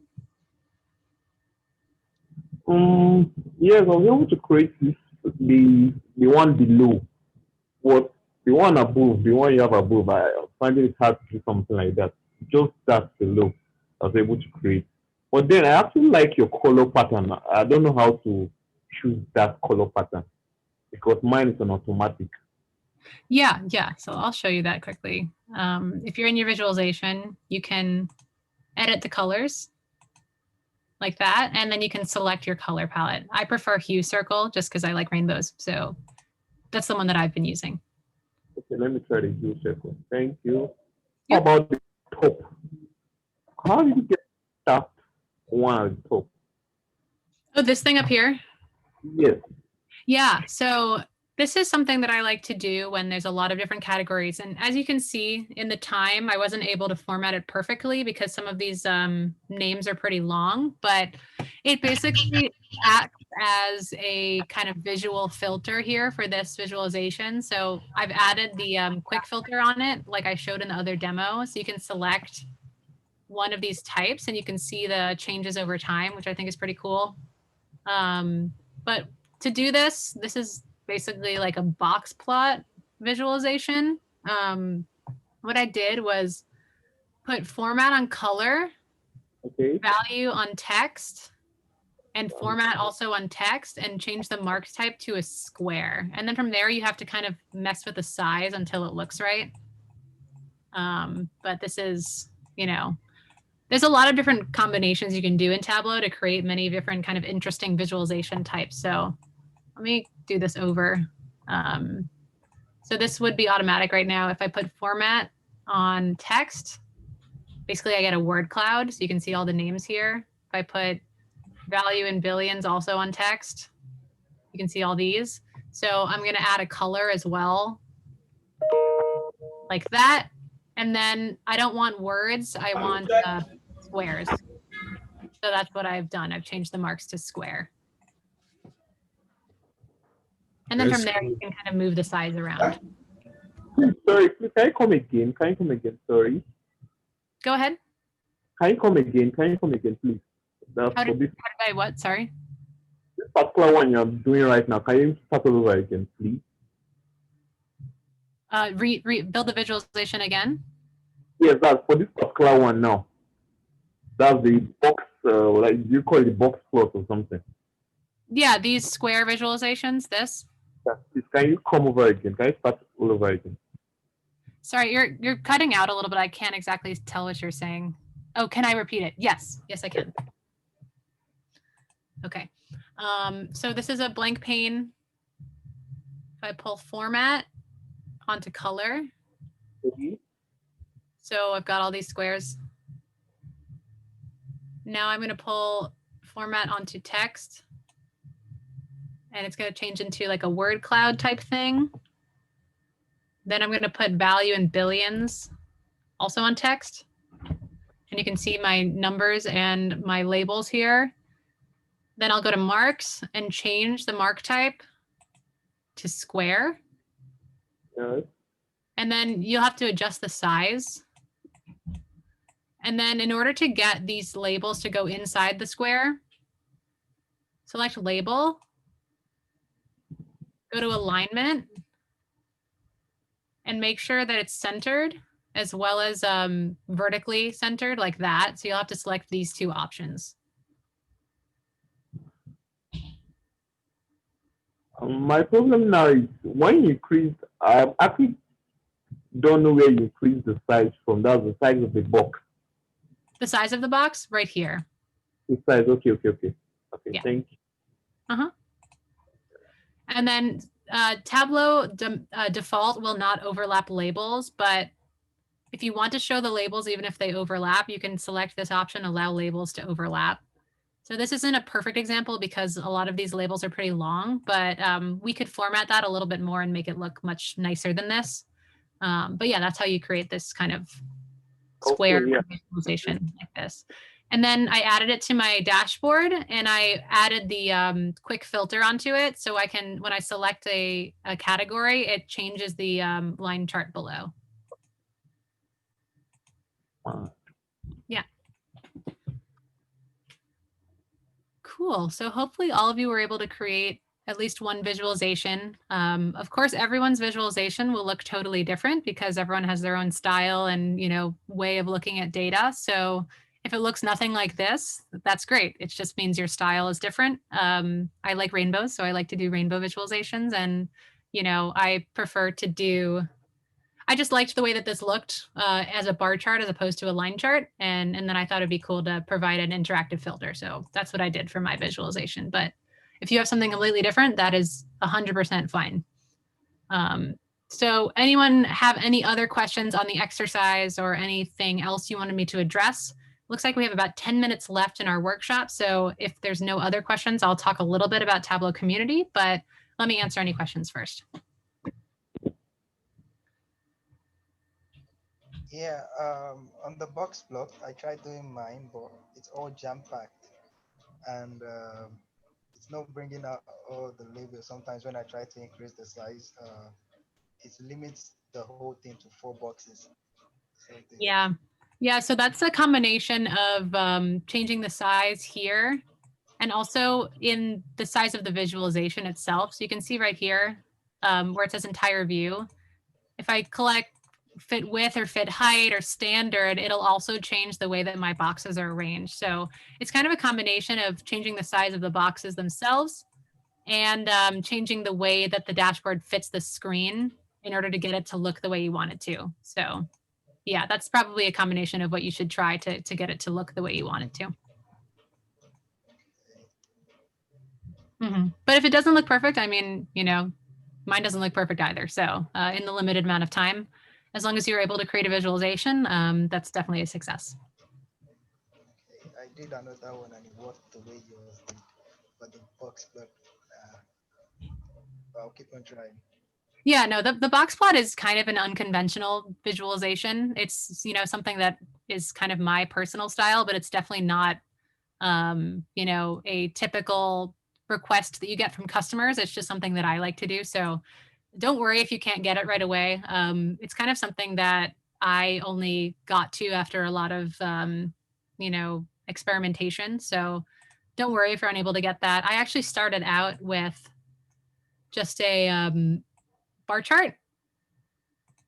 And I just put format on color. So this is also a totally good way to visualize the data. Another just quick tip, if you want to sort your data, you can click this sort button right here and it'll sort it from top to bottom. So that's another tip that you can use. But yeah, I mean, everyone's visualization will definitely look different because everyone has a different style. So great. Any other questions?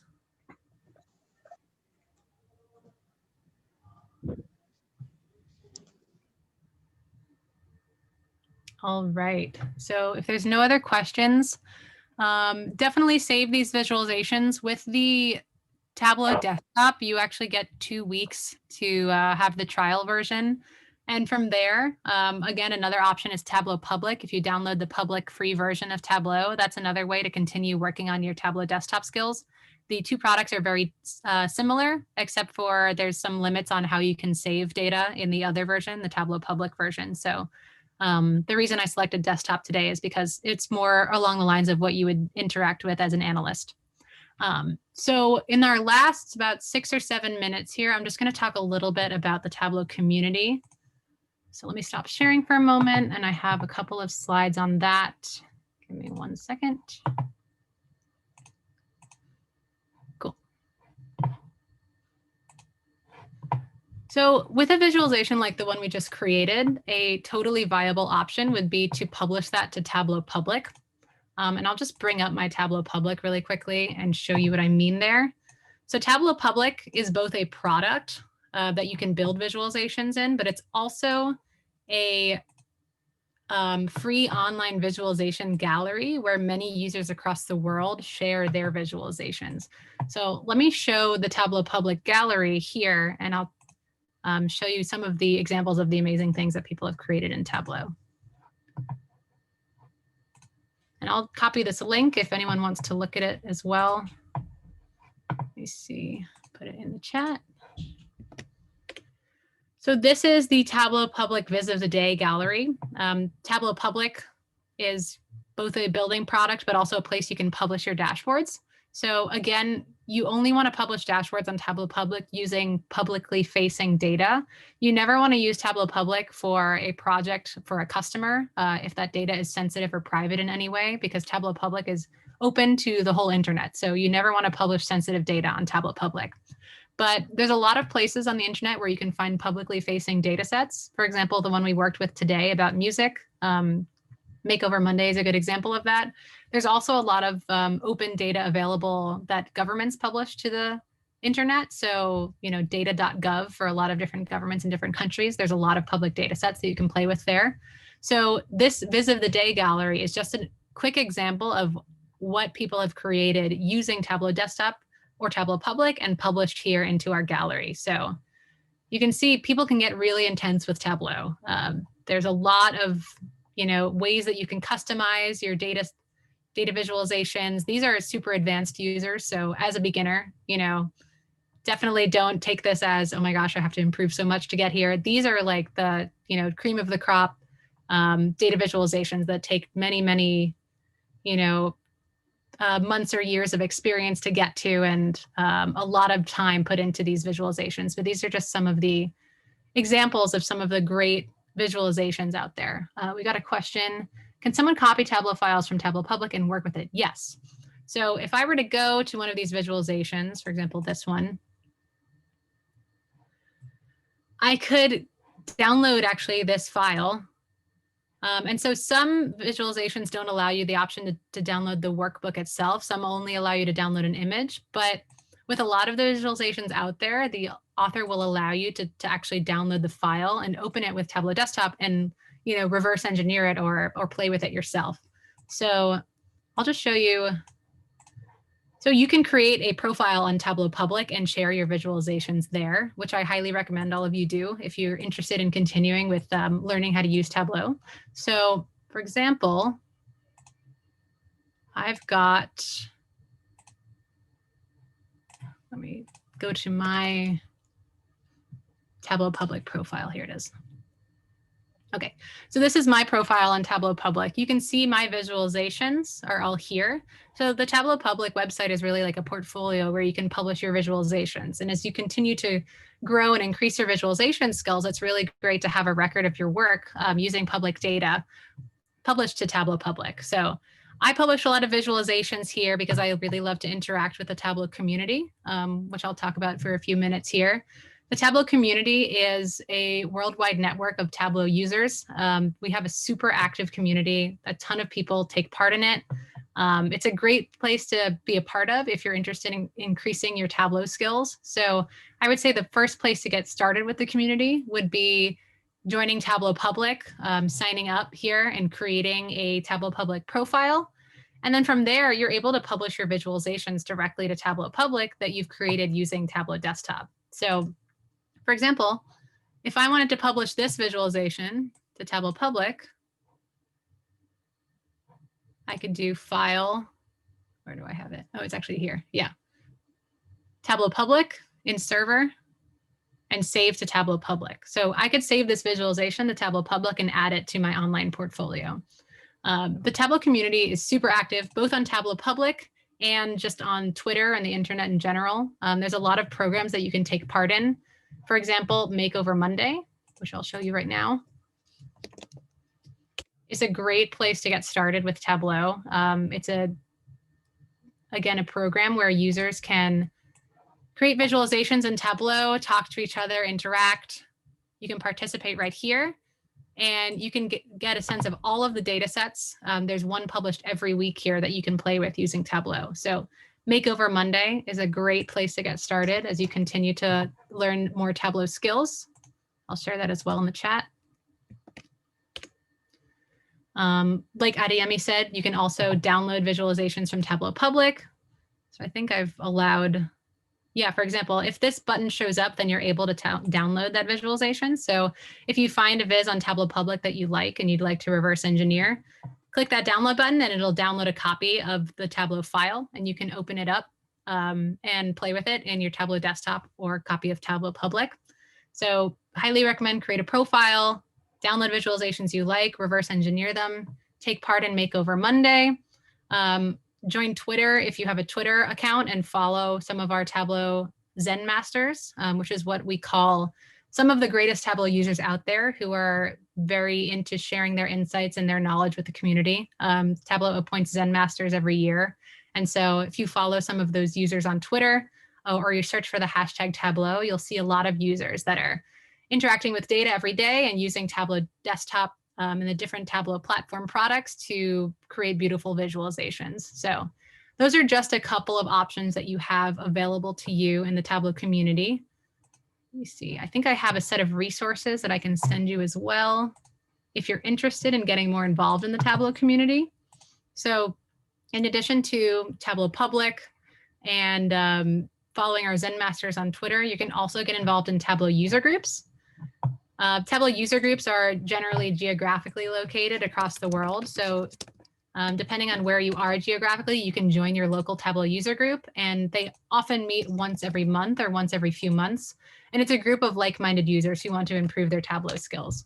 So I'll add that link here in the chat as well about Tableau user groups. It's a great way to kind of stay accountable with other Tableau users on doing different challenges in Tableau and building different data visualizations. Cool. So highly recommend you taking advantage of all these programs. Of course, if you run into questions with Tableau, you can also always leverage our Tableau community forums. It's super easy to find them. So for example, if you're ever running into a problem creating a visualization in Tableau, often if you just Google your problem, you'll be taken right to the Tableau community forums. The Tableau community forums are super active. There's people on them all the time. I'll send you an example of the Tableau community forum as well, a link so you can get involved.